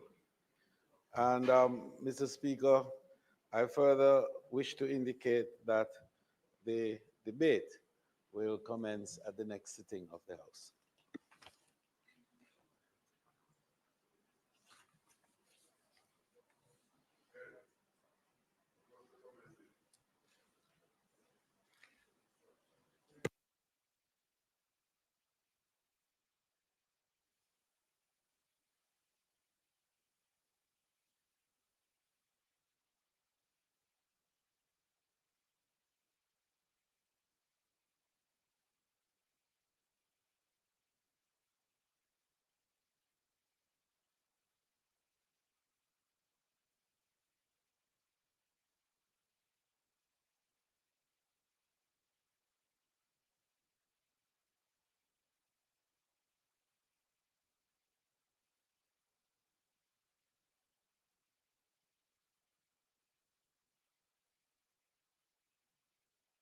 House Leader.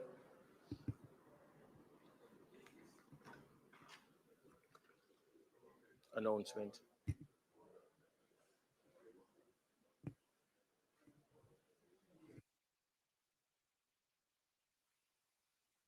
Mr. Speaker, in keeping with the earlier comments I made with regards to the matter of the motions given orally, I now move for a recommittal of the item announcements. Also laid on the table of the House are the following: the large-scale projects tax relief application regulations 2025 and its resolution under the large-scale projects and pioneer industries tax relief act. And finally, the public procurement amendment regulations of 2025 and its resolution under the Public Procurement Act. Thank you, Mr. Speaker. Mr. Speaker, I now beg for recommittal of the item notices of motions given orally so as to enable the Minister of Finance to take these two motions.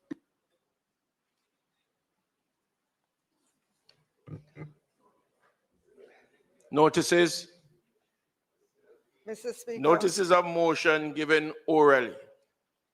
Mr. Speaker, I beg to give notice that at the next meeting of the House, I will move whereas Section 20 of the Large-Scale Projects and Pioneer Industries Tax Relief Act, hereinafter referred to as the Act, provides that the minister may make regulations generally giving effect to the provision of the Act.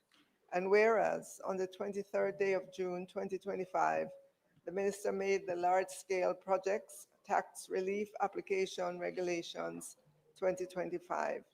And whereas subsection 2 of section 20 of the Act provides that regulations made under subsection 1 of the section shall be subject to affirmative resolution.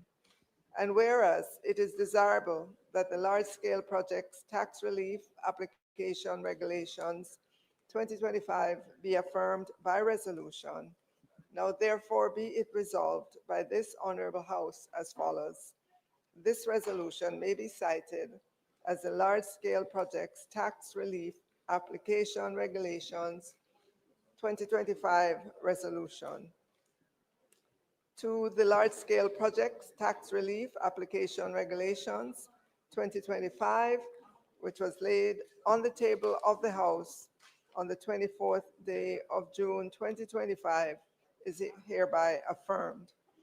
Mr. Speaker, I further beg to give notice that at a later stage today, I will move for the suspension of the standing orders to enable me to take the motion, notice of which was given.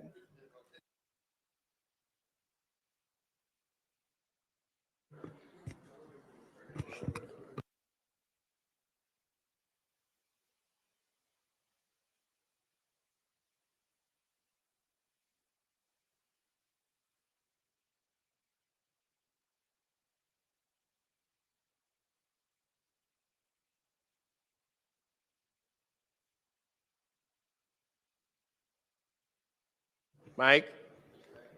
Mr. Speaker, I beg to give notice that at the next meeting of the House, I will move, whereas by virtue of Section 61 of the Public Procurement Act, hereinafter referred to as the Act, the Minister may make such regulations as she thinks fit to give full effect to the provisions of the Act, and without prejudice to the foregoing, regulations may prescribe provisions in relation to matters specified in paragraphs A to J of Section 61.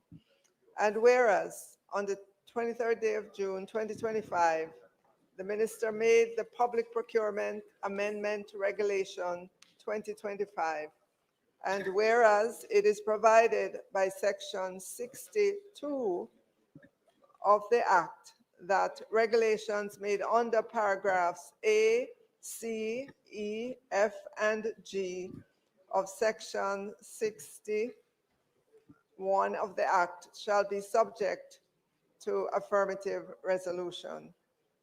Now therefore be it resolved by this honorable House as follows. This resolution may be cited as the Public Procurement Amendment Regulations 2025 resolution. The Public Procurement Amendment Regulations 2025, which was laid on the table of the House. Mr. Speaker, could you? Members. Now therefore be it resolved by this honorable House as follows. 1, this resolution may be cited as the Public Procurement Amendment Regulations 2025 resolution. 2, the Public Procurement Amendment Regulations 2025, which was laid on the table of the House on the 24th day of June 2025, is hereby affirmed. Mr. Speaker, I further beg to give notice that at a later stage today, I will move for the suspension of the standing orders to enable me to take the motion, notice of which was given.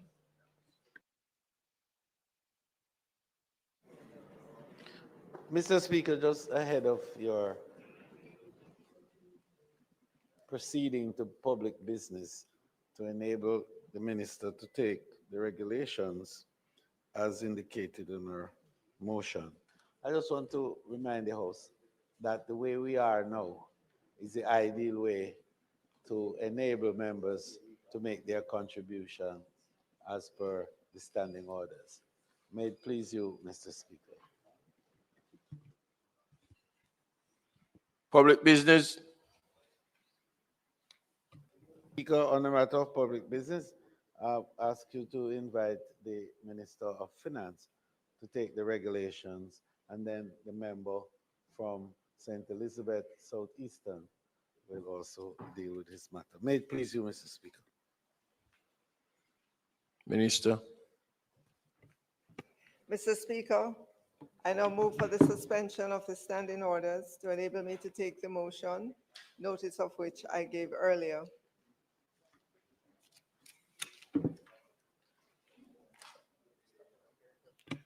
Name the motion, Madam.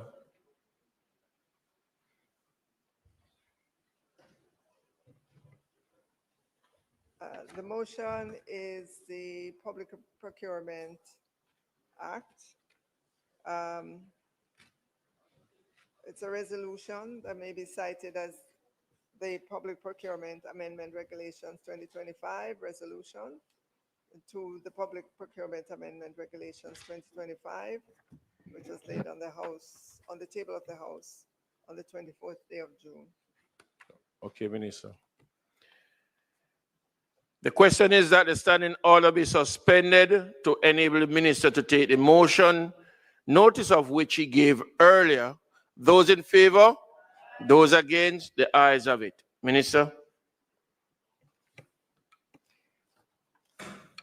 Mr. Speaker, as this Honorable House is aware, the Public Procurement Act 2015 was recently amended by the Public Procurement Amendment Act 2025, the Amendment Act, effective March 27, 2025. These amendments corrected conceptual or fundamental deficiencies found in the Public Procurement Act, clarified procedural ambiguities, established a new competition threshold, and increased contract approval limits. Consequently, there is now need for correspondent amendments to the Public Procurement Regulations 2018, or the regulations, to ensure legislative concurrence, enabling the achievement of anticipated improvements to public procurement practice. Mr. Speaker, this Honorable House may also recall that these public procurement regulations, the Public Procurement Review and Reconsideration Regulations, and the Public Procurement Registration and Classification of Suppliers Regulations were brought into effect by appointed day notice, along with the Public Procurement Amendment Act 2018 on April 1, 2019. It is within this context, Mr. Speaker, that I'm pleased to table in this Honorable House today the Public Procurement Amendment Regulations 2025. This amendment is being made pursuant to the regulation making powers set out in Section 60 of the Public Procurement Act. Mr. Speaker, I will now proceed to present specific provisions of the regulations. These regulations are entitled the Public Procurement Amendment Regulations 2025. Mr. Speaker, the preamble sets out the statutory context within which we are seeking to promulgate them. We then come to the enacting provision, Mr. Speaker, and move to Regulation 1, which sets out the name of the regulations. Regulation 2C, Mr. Speaker, is updated to reflect the new terminology, competition threshold, thereby standardizing the regulations with the language introduced in the Amendment Act. Recall that the competition threshold allows a procuring entity to restrict competition in the manner that best accommodates the circumstances of the procurement, and in particular provides for restriction of competition on the basis of the estimated contract price. It is an improvement and replacement of the term procurement method threshold. Regulation 7 has been repealed and replaced to take account of the treatment by the primary legislation of procurement in emergency circumstances, and in relation to single source procurement, it clarifies the onus on procuring entities to satisfy themselves that value for money will be achieved before awarding a procurement contract by single source procurement. Mr. Speaker, I must say that value for money is important in every procurement procedure. However, in single source procurement, given the typical power asymmetry in those negotiations, procuring entities must exercise great care to ensure that each dollar is properly spent and should be able to demonstrate the value in the single source transaction. Regulation 8 is amended to align with the new competition threshold terminology and specifies procurement methods based on competition thresholds as set out in Part 1 of the first schedule, which treats with works, and Part 2 of the first schedule, which deals with goods and services. The term value limit threshold is also replaced by competition threshold for consistency. Mr. Speaker, Regulation 17 is amended to clarify that for the purposes of assessing a bidder's eligibility, the determination of its tax compliance is to be made on the date of the deadline for bid submissions and not the date on which the supplier submits the bid. The regulation also recognizes that some suppliers have no tax obligations in Jamaica or elsewhere. In those cases, once verified by the Tax Administration of Jamaica, tax compliance requirements will not apply to those bidders. Regulation 33, which treats with advance payment and security, is repealed and replaced with clearer provisions that outline the process for advance payment requests and the conditions under which they can be made. In summary, contractors may request advance payment from procuring entities in respect of the procurement contract or contracts awarded. The advance payment security must match the amount requested by the contractor, and it cannot exceed 50% of the contract value unless approved according to the tiered thresholds, tiers 1, 2, and 3, which have been individually increased in their values and set out in the second schedule of these amendment regulations. Additionally, Mr. Speaker, Regulation 33 now reflects that where the contractor defaults in the completion of the procurement contract, the procuring entity reserves the right to forfeit the advance security payment in accordance with the terms of the advance payment security. Mr. Speaker, Regulation 39 is also amended to allow for shorter timeframes for bid notifications upon request in writing to the Public Procurement Commission. This now allows procuring entities to have greater flexibility in their bid advertisement timeline prior to that actual solicitation process and once it is deemed necessary or properly justified. Mr. Speaker, I wish to advise this Honorable House that the first schedule has been repealed and replaced. The first schedule now details levels of competition and corresponding procurement methods for works, goods, and services. Take, for instance, in the procurement of contracts for works, where open international level of competition may be deployed for the procurement methods, the following methods may be used: international competitive bidding, national competitive bidding, requests for proposals with consecutive negotiation, and requests for proposals without negotiation. While open national level of competition can be done using national competitive bidding, requests for proposals with consecutive negotiation, and the request for proposals without negotiation procurement methods. Additionally, restricted competition level of competition for works can be done through restrictive bidding with a minimum of 3 selected suppliers. These measures are expected to not only improve decision-making accuracy, but would allow for improved transactional efficiency while respecting the importance of competition.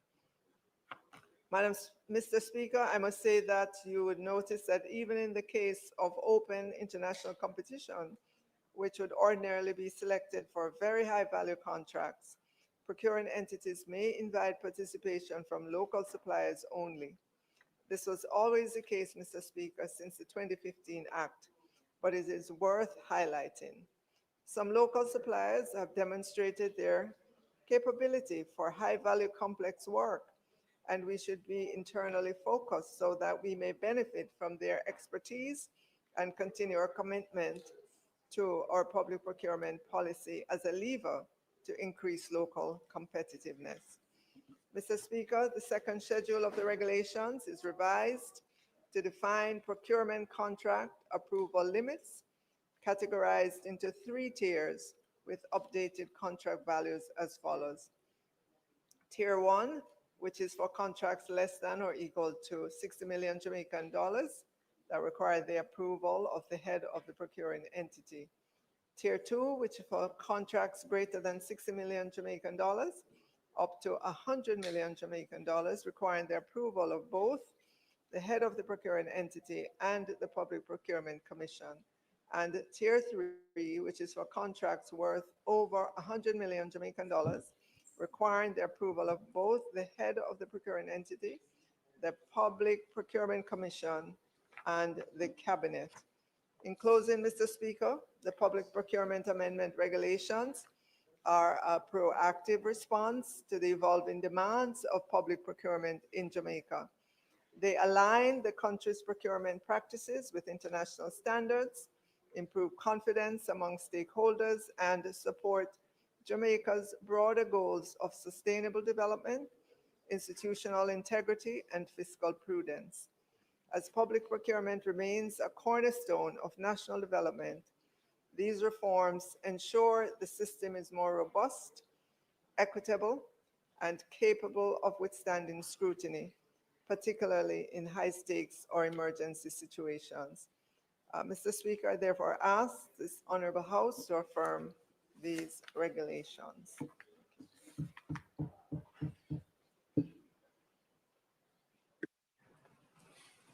Mr. Speaker, procurement has been a bugbear for this administration. And if you look at the inability to spend the full amount of the capital budget, procurement has been one of those issues. And we have long called for reforms which can make it easier for public entities to spend the monies that are needed for public services. So we don't have any objection to what is being proposed. We hope that the implementation will move swiftly. I mean, I had a very practical example through the Ministry of Economic Growth and Job Creation. They provided to members of parliament a small grant of $4 million. And he said to me he had to get two providers. And I said, but I mean, so let me just give you the example. He sent it out first and nobody responded. And I said, nobody is going to respond. I mean, the time it takes and the administrative work, it just doesn't make sense. So I'm just using the example to say we have to make it simpler. And what you have proposed is a step in the right direction. So we have no objection, and we hope that we can move speedily to ensure that projects. Okay, if there's one AI site builder you need to meet, it's this dope tech from Wix. In the government service.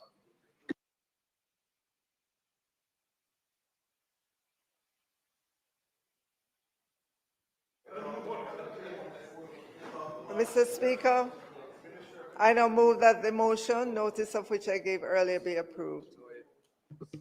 The question is that the motion, notice of which the minister gave earlier, be approved. Those in favor? Those against? The motion has been approved.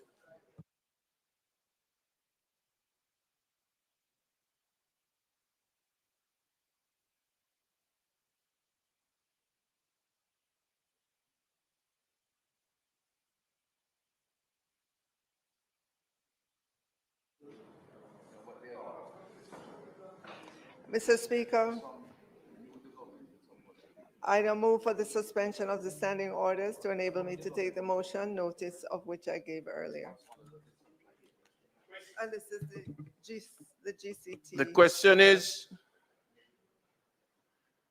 that the standing order be suspended to enable the minister to take the motion, notice of which he gave earlier. Those in favor? Those against? The ayes have it, Minister. Mr. Speaker, I now move that the motion, notice of which I gave earlier, be approved. Oh. In relation, no, I'm sorry. No, hold on. Sorry. Mr. Speaker, this honorable House will recall that a number of revenue measures were announced as part of my budget presentation earlier this year on the 11th of March.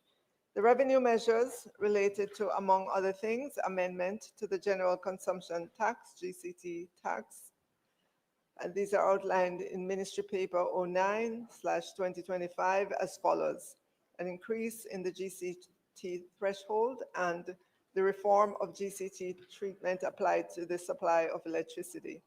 These measures were implemented by Provisional Collection of Tax, General Consumption Tax Order 2025, which were confirmed in the House on the 10th of June 2025. Mr. Speaker, in order to effectively administer the reform, the General Consumption Tax Return Form 4A has to be amended.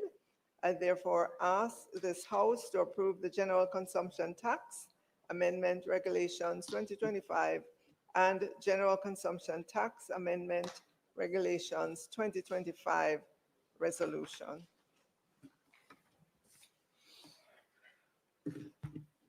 The question is that the standing order be suspended.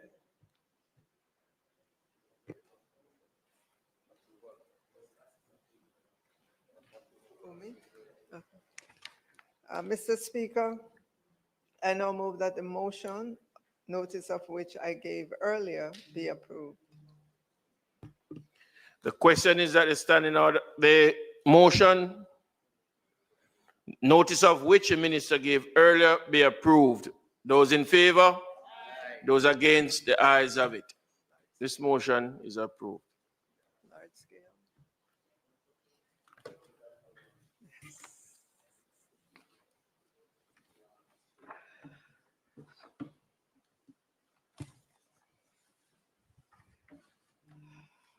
Mr. Speaker, I now move for the suspension of the standing orders to enable me to take the motion, notice of which I gave earlier, and this is regarding the large-scale projects tax relief application regulations. The question is that the standing order be suspended to enable the minister to take the motion, notice of which he gave earlier. Those in favor? Those against? The ayes have it. Minister.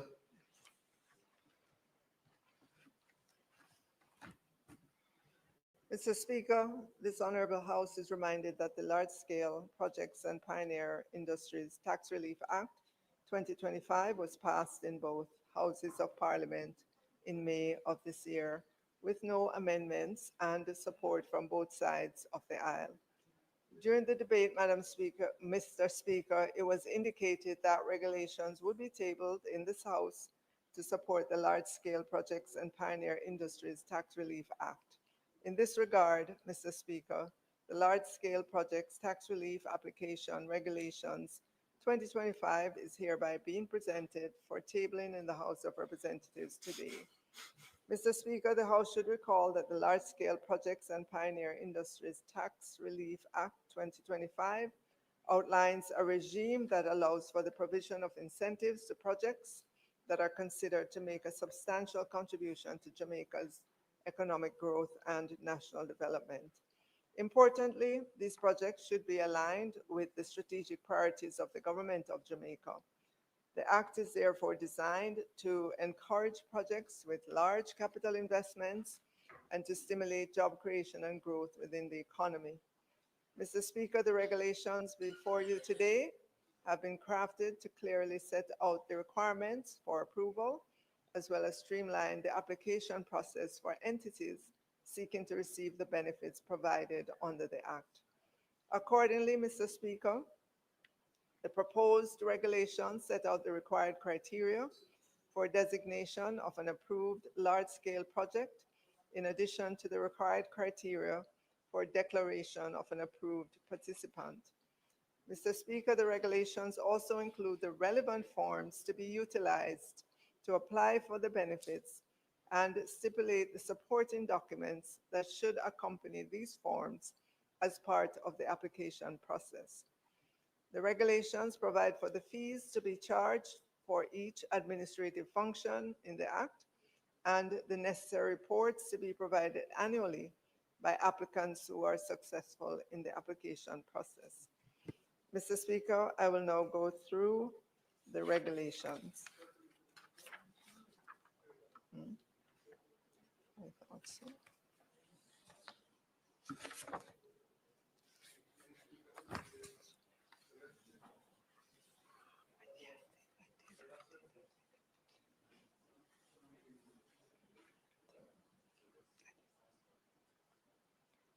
So Regulation 1, Mr. Speaker, is a citation. It establishes the formal title of the regulations. Regulation 2 is the application for certificate of approval, Form 1 schedule, and this provides for the application process and documentary requirements for an application to become an approved participant under Section 6 of the Principal Act. Regulation 3, an application for designation as approved large-scale project, Form 3. This provides for the application process and documentary requirements for the designation of a project as a large-scale project under the Principal Act. This regulation also provides administrative, procedural, compliance, or transitional provisions under the regulations. Regulations 4, notification of grant or refusal of certificate of approval after conditional approval. This provides timelines, 120 days for the notification of a grant or refusal of a certificate of approval. Regulation 5, these are the fees. This regulation prescribes the relevant fees for major change, for amendment of the certificate of approval, and for additional fees for additional investigation/review.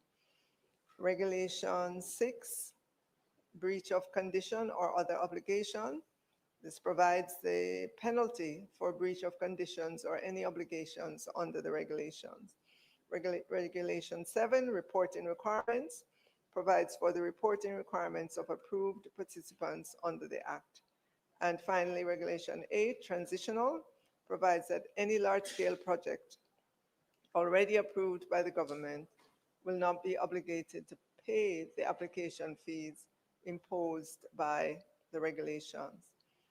Madam Speaker, Mr. Speaker, I now invite members of this Honorable House to support the passage of the large-scale projects tax relief application regulations 2025.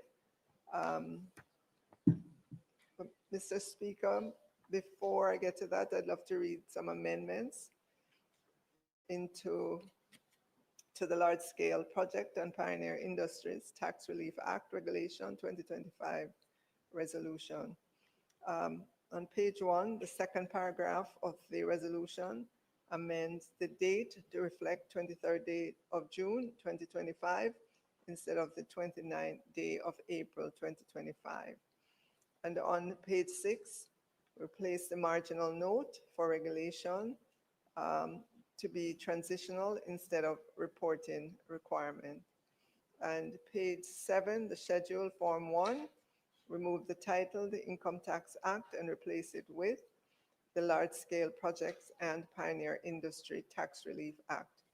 And on page 10 of the schedule form 2, remove the title, the Income Tax Act, and replace it with the Large-Scale Projects and Pioneer Industry Tax Relief Act. And then also remove the word income in the title, approval for large-scale projects and pioneer industries.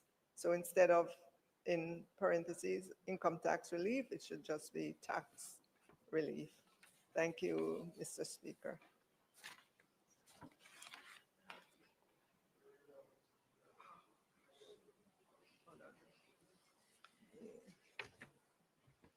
Mr. Speaker, I now move that the motion, notice of which I gave earlier, for the large-scale projects and pioneer industries Tax Relief Act be approved. The question is that the motion, notice of which the minister gave earlier, be approved. Those in favor?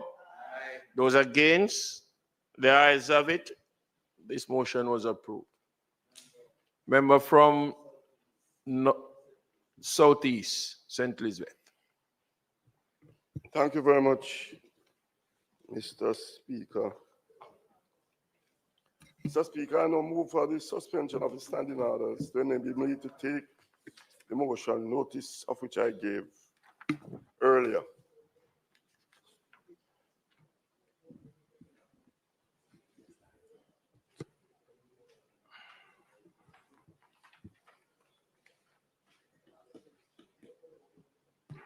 This notice is asked for the suspension of the standing order. Those in favor? Those against? The ayes have it. Mr. Speaker, I now ask that the motion be approved.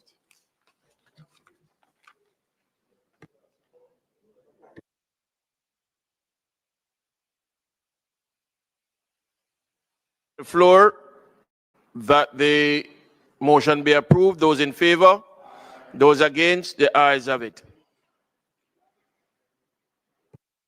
Mr. Speaker, it's been a long day. I want to thank members for enabling this particular sitting and particularly for the energy that has attended the debates that have started and concluded this evening with regards to the sectoral presentations against the appropriations budget. Mr. Speaker, is not intended to do any further business for the day. I therefore beg to move that this honorable House be adjourned for a date to be fixed. May it please you, Mr. Speaker. The question is that the House do now adjourn to a date to be fixed. Those in favor? Those against? The ayes have it. This House now stands adjourned.